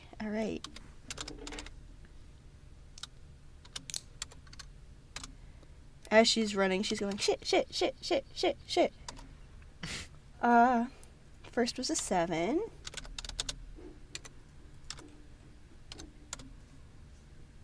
I mean, they were both mixed successes. Okay.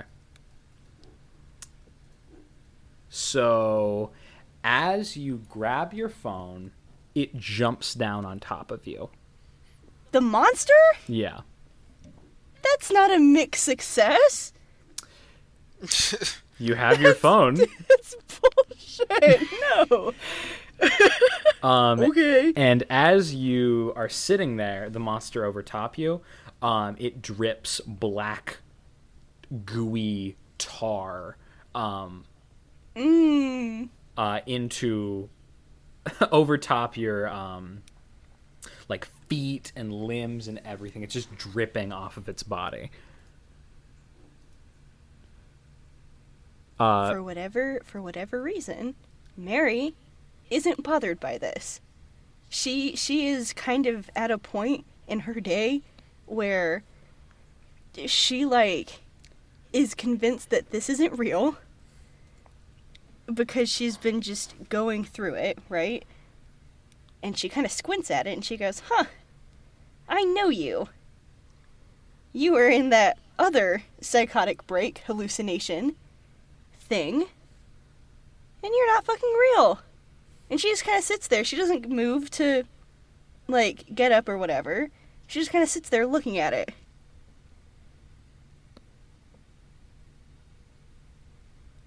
All right.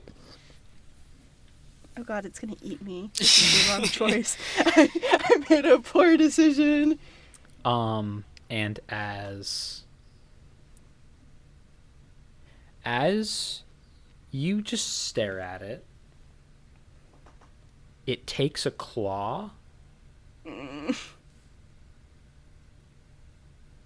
and raises it up, and you hear the voice inside of your head repeat,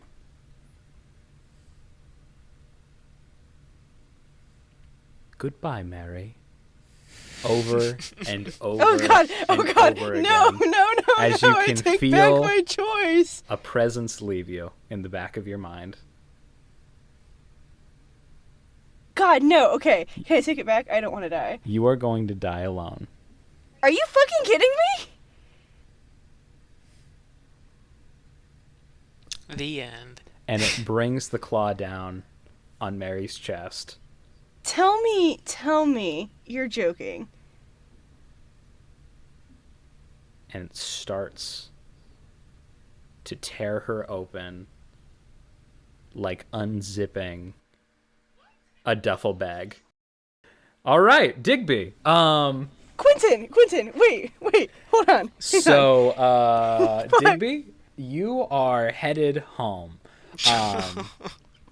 Are you fucking kidding me? You are walking down the road.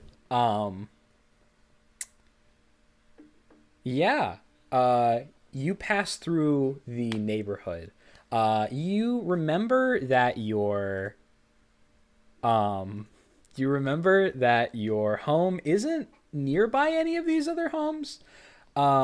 You guys bought a sizable, estate house.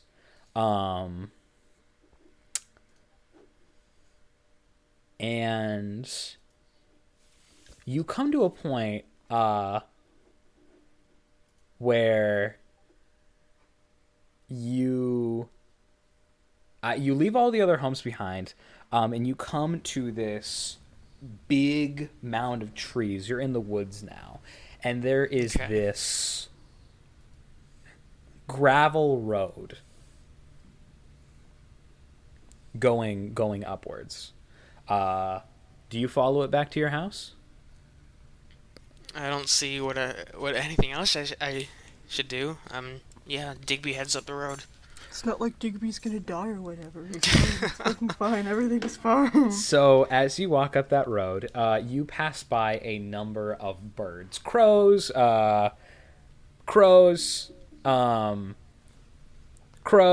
saw a raven. Crows, lots of crows out and about. Quite the lack of variety.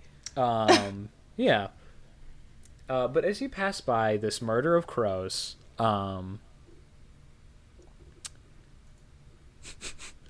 but I guess that'd be more appropriate on the other side of town. Oh my god. I'm not. I quit. You come to your home. A gigantic mansion estate. That looks like it has been thoroughly abandoned for years.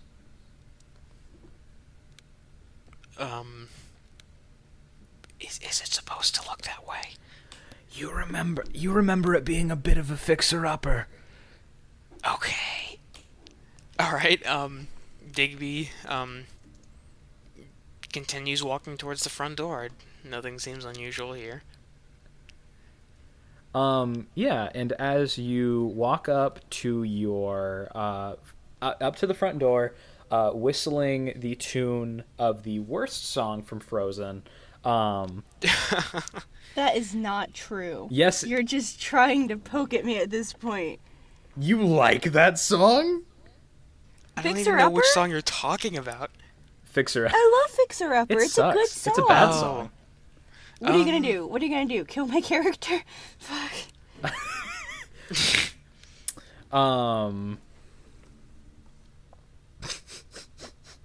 Okay. You walk inside. This house does not have electricity. This was a part of the original town of Nirvana, old Nirvana, which fell into a sinkhole like so many years ago. But this was built a sizable ways away, and it is where New Nirvana decided to be built around. In honor of the man himself, the creator of Nirvana Nevada, James Schaefer.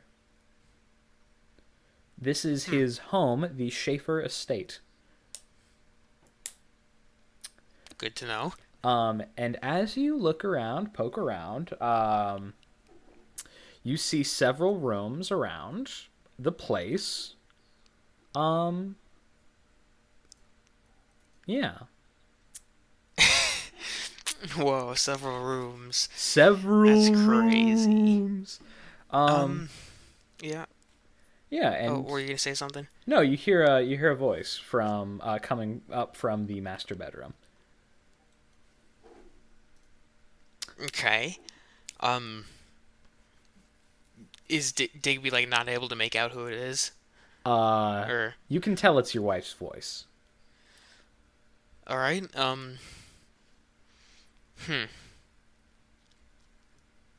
Digby's gonna head up there. Okay. He wants to talk with his wife about a couple things.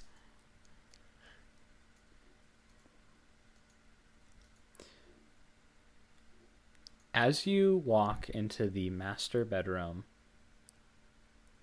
make me a sharp check. Okay.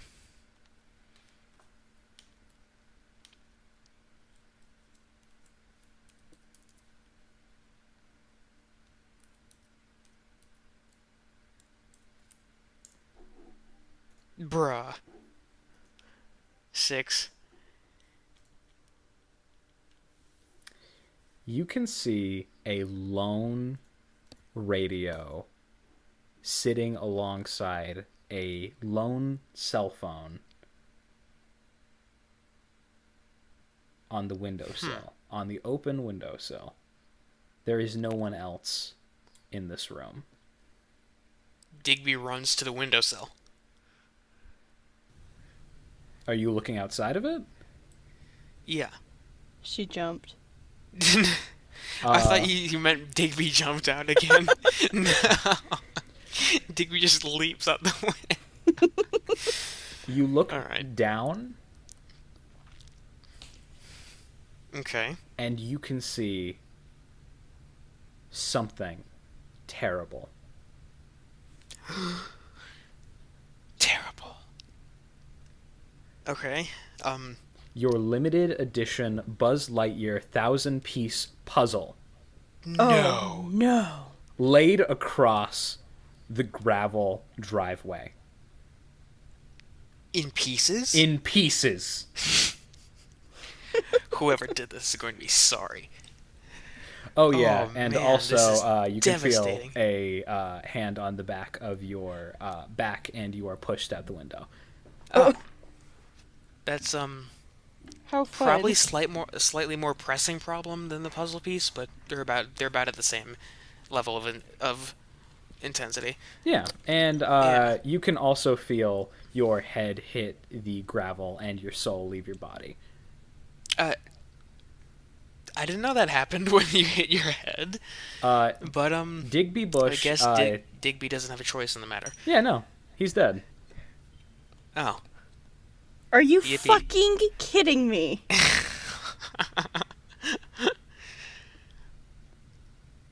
Would things have turned out differently if I rolled higher on that sharp check? Maybe. Maybe. Oh, but actually, it was all a dream. I swear. I swear. You both wake up. And Mary, you look down, and you see that you have a gaping hole in your chest. You can feel something is missing. Do you try to find out what? She starts laughing nervously. She just grabs her stuff, gets up, and leaves. She's trying to get home. Okay. What are you gonna do, kill me again? You're not at school. You are in a room of deep wood. You are sitting in a chair at what looks to be a dining room table. The only other chair is one adjacent across this 15-foot long table. There is a fireplace to the left of you and a door to the right of you. What do you do? Is this somewhere I recognize? No. Or is this... No? Okay. Well, I'm not trying the door, because last time it burnt my hand off.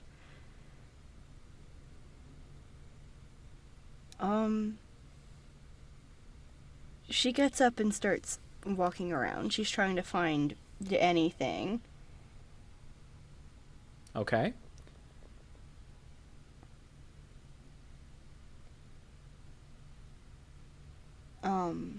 You look around, and you find... Let me see, I have diagrams of this place, including what are in all of the rooms.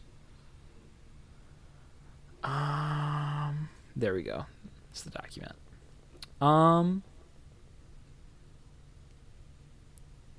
Kitchen, study, conservatory. You find a bookcase with a necklace sitting on the ledge.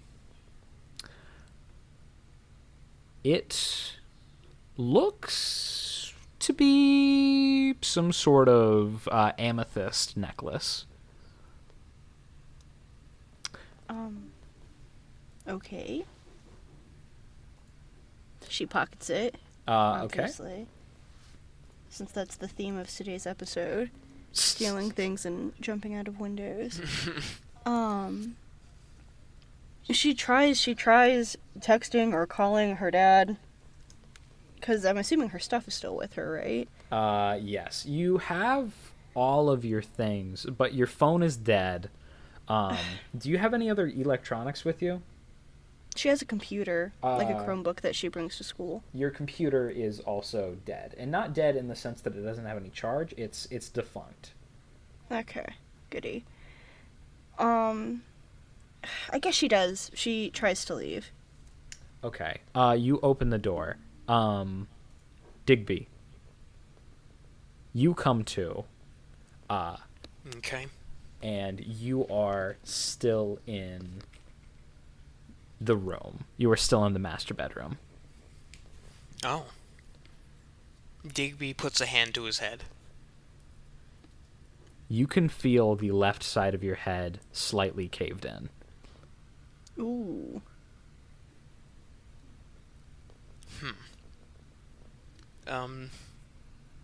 Okay.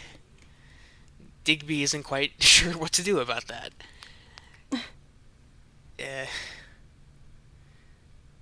What else is in the room? You look around, and you notice three things. First thing, there is a little art piece sitting on the bedside table. It seems to be a yellow, you know those like artsy anatomical hand statues that they're sort of like made out of wood, and they have like each of the ligaments, and you can like move it around to do like anatomy art. I think so. I think I know what you're talking about. Yeah. I have a vague idea. So it's one of those, but it is yellow, and it is currently in the shape of a thumbs up. One of these. Just sent an image. Oh, okay. I get you. You also see a part of a radio, specifically an antenna, on the windowsill. And as you look out the windowsill, Yeah. red. Oh. Just a plane of red. You reach your hand out, you can. It looks like a solid color. It almost looks like the outside world, as if a veil of red velvet has been laid over. But as you reach out, it's a space, but it just goes on forever. Interesting. I guess there's no saving that puzzle as of right now. That's Digby immediately checks his pockets for his journal. Your journal is there. Okay. It's empty. Not okay. Huh. Alright, is the radio still in the room? Like I said, the only part of the radio that remains is the antenna. Okay.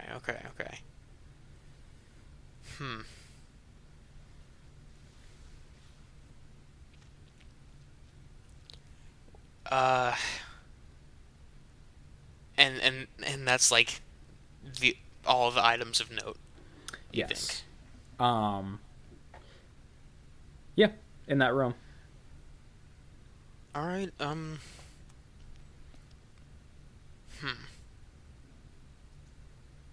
I think Digby's going to search the house for his wife. Okay.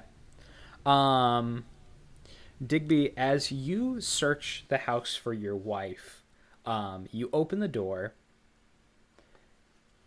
Dakota and Mary, you both hear a voice.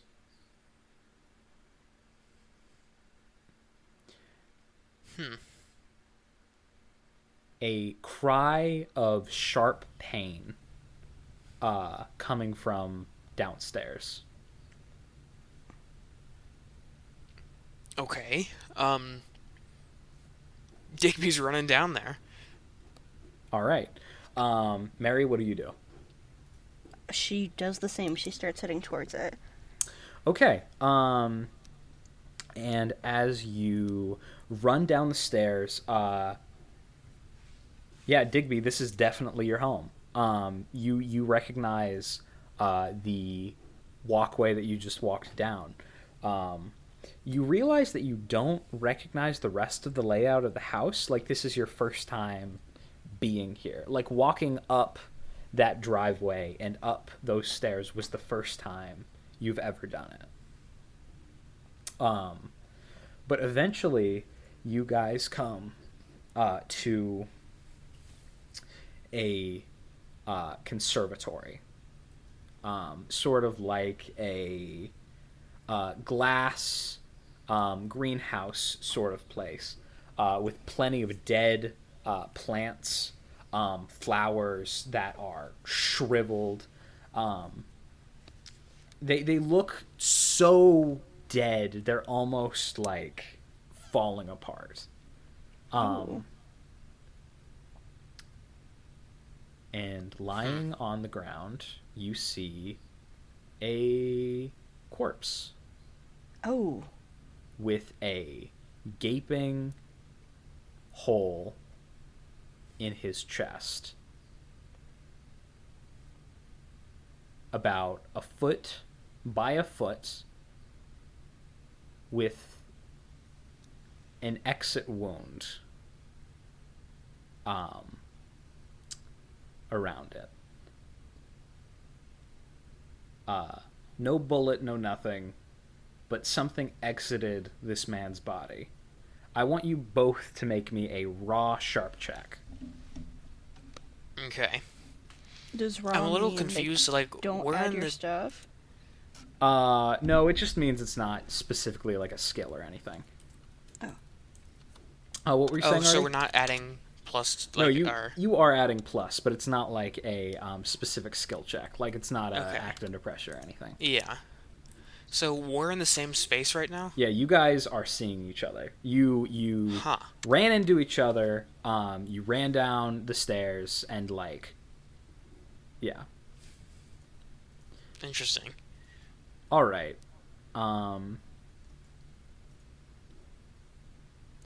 You each get 1/2 of a name.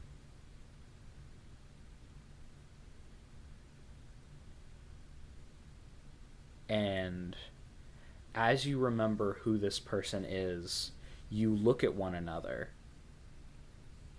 with a look of recognition and fear on your faces respectively. You. Artie. Hey. Care to explain what is going on here? You've got something to do with this. You do. I know it. I'm sorry. I feel like I know you, but I've also been having a really weird day.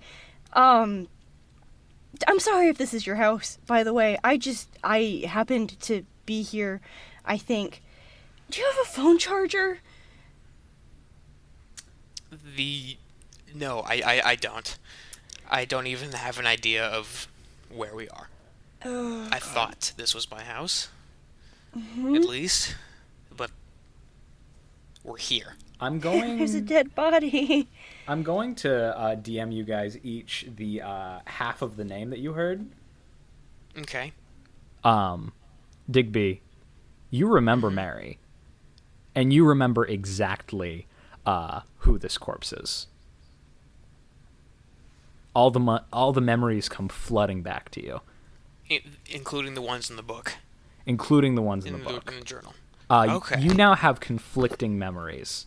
That's wacky. All right. I'm gonna ask the age-old question: who is this man? Who is he? Yeah. Burns? Who is You this? say Digby knows. Yeah, you heard a voice in your head tell you that Oh, name. I didn't. Oh. Sorry. Dakota? Wait, I'm sorry. I'm sorry, I know we're gonna have to cut this out. That was his last name? I didn't know. I was like, who the fuck? I'm sorry. No, it's okay. I didn't think you'd recognize the last name because Yeah. that's why I sent it to you. Oh.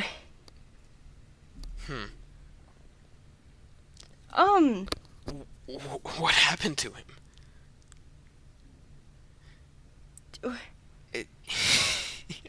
Sorry. I'm sorry. Do you know a Mr. Burns? I'm confused and lost and Okay, yikes, that's a dead body. do you remember who I am? Maybe, I don't know. I've moved around a lot. Digby, famous author, you know? Like the children's book author. Okay, you at least remember that much. Shoot, does Wendigo, jog your memory? Man, I've seen a lot of weird things today. There was a creepy fucking monster in my school. I was locked in my school for hours. None of this. I'm sorry. We should do find my realize that dad. You have a giant hole in your chest? What? No, that also can't be real.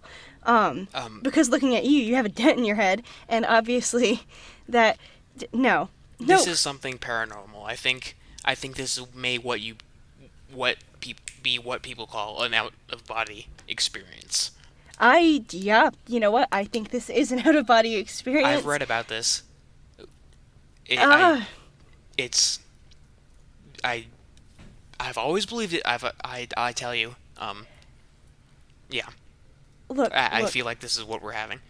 we need to find my dad. He's the sheriff. I don't know if you know him. I do. Okay, cool. I Talking don't to think that's strangers going just to help. another thing. I think it would. We're kind of dead. No. We're not dead. That's not what's happening. Then what is happening? Tell me. I have struggled with anxiety for a long time, and I think that this is just a really, really bad day. I'm just For you. having a bad day.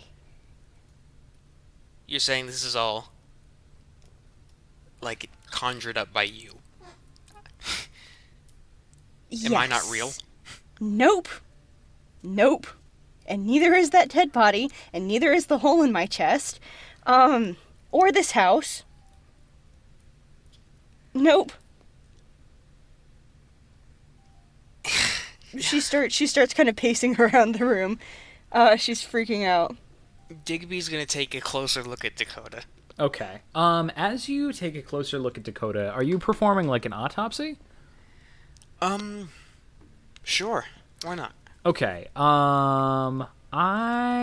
Do you have any class features that would be specifically like pertain to like maybe I don't know. I don't think I would have much medical expertise aside from like basic and very basic first aid. Would you have anything that would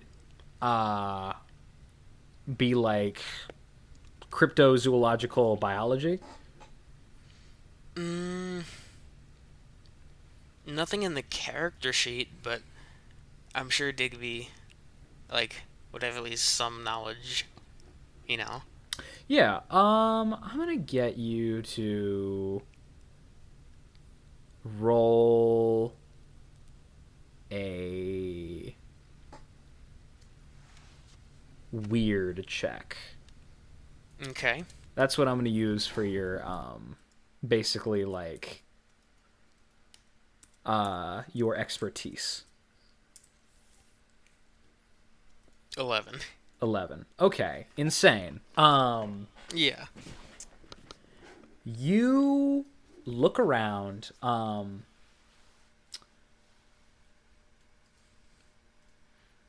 You see inside a bunch of the organs are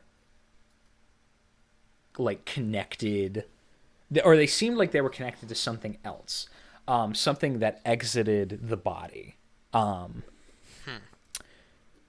You've seen this a couple of times before, with a couple of different you know, like sightings of certain things, like parasites that buried themselves inside of corpses, to either like use it as a cocoon or something. Sometimes they would be in the body still living and have a connection with their host. You don't know what, but you have a hunch that this was some sort of parasite that was festering inside of Dakota's body.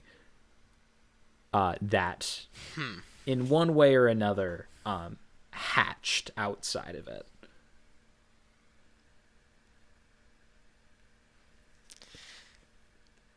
I wonder. I'm not sure where to go from here. I think. Would Digby know, like, if that would have been like still in him, like, what during his work with Dakota? You remember a lot of Dakota's like mannerisms being pretty weird. And you can also note his unusual fighting ability. He had a couple of encounters that he shouldn't have survived, but he was incredibly durable. May have had a part to play.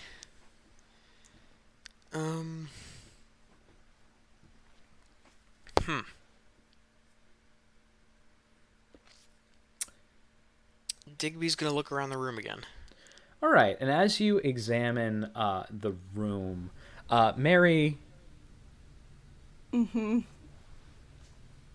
Mary, I don't want to. Jesus, fuck. Listen to me. You aren't supposed to be there. No shit. Hey, listen. You stupid fucking girl. Listen to me.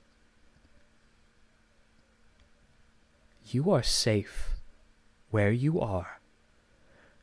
Don't take a step forward. Don't take a step back. Or it will get you. All right? Or what will get me? Artie, Digby is still walking around the room. All right, and as you take 1, 2, 3, 4 steps, you can hear a rustling coming from above you. Make an act under pressure roll. Okay. Let's see.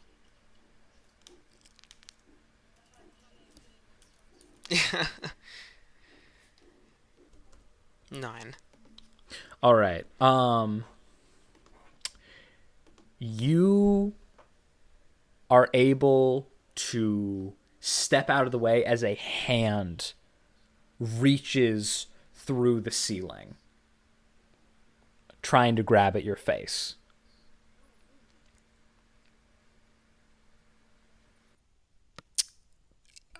Was not expecting that. And as you wipe some sweat off your brow and take a look at the hand, one emerges from the ground and pulls you down into the floor.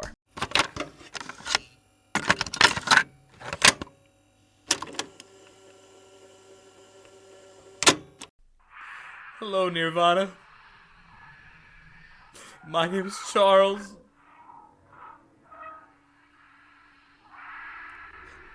I'm so sorry.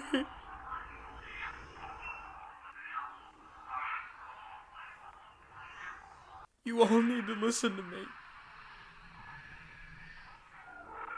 Something terrible happened. And none of you understand. None of you know. I can't help anyone.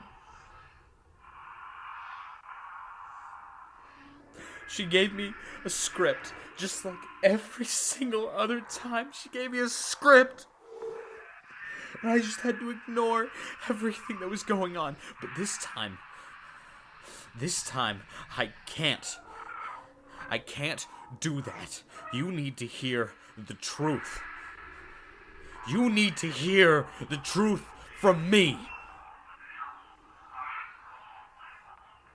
We all died, Nirvana. Every single one of us died. We died and we came back. And here we are. I don't know why we are or where we are, but listen.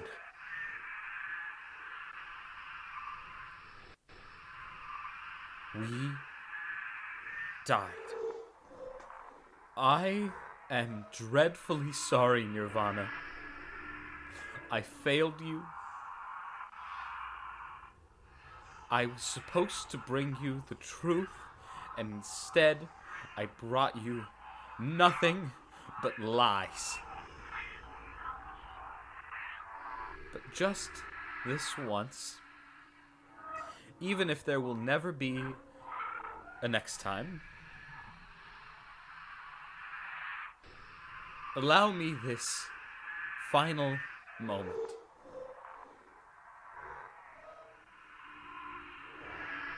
Farewell, Nirvana. I have been Charles, your gracious radio host, and I will see you next time.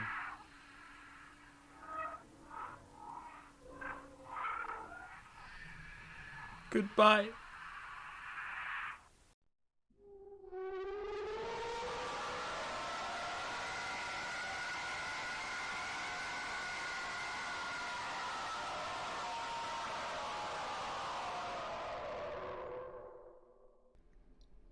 Hello, Nirvana.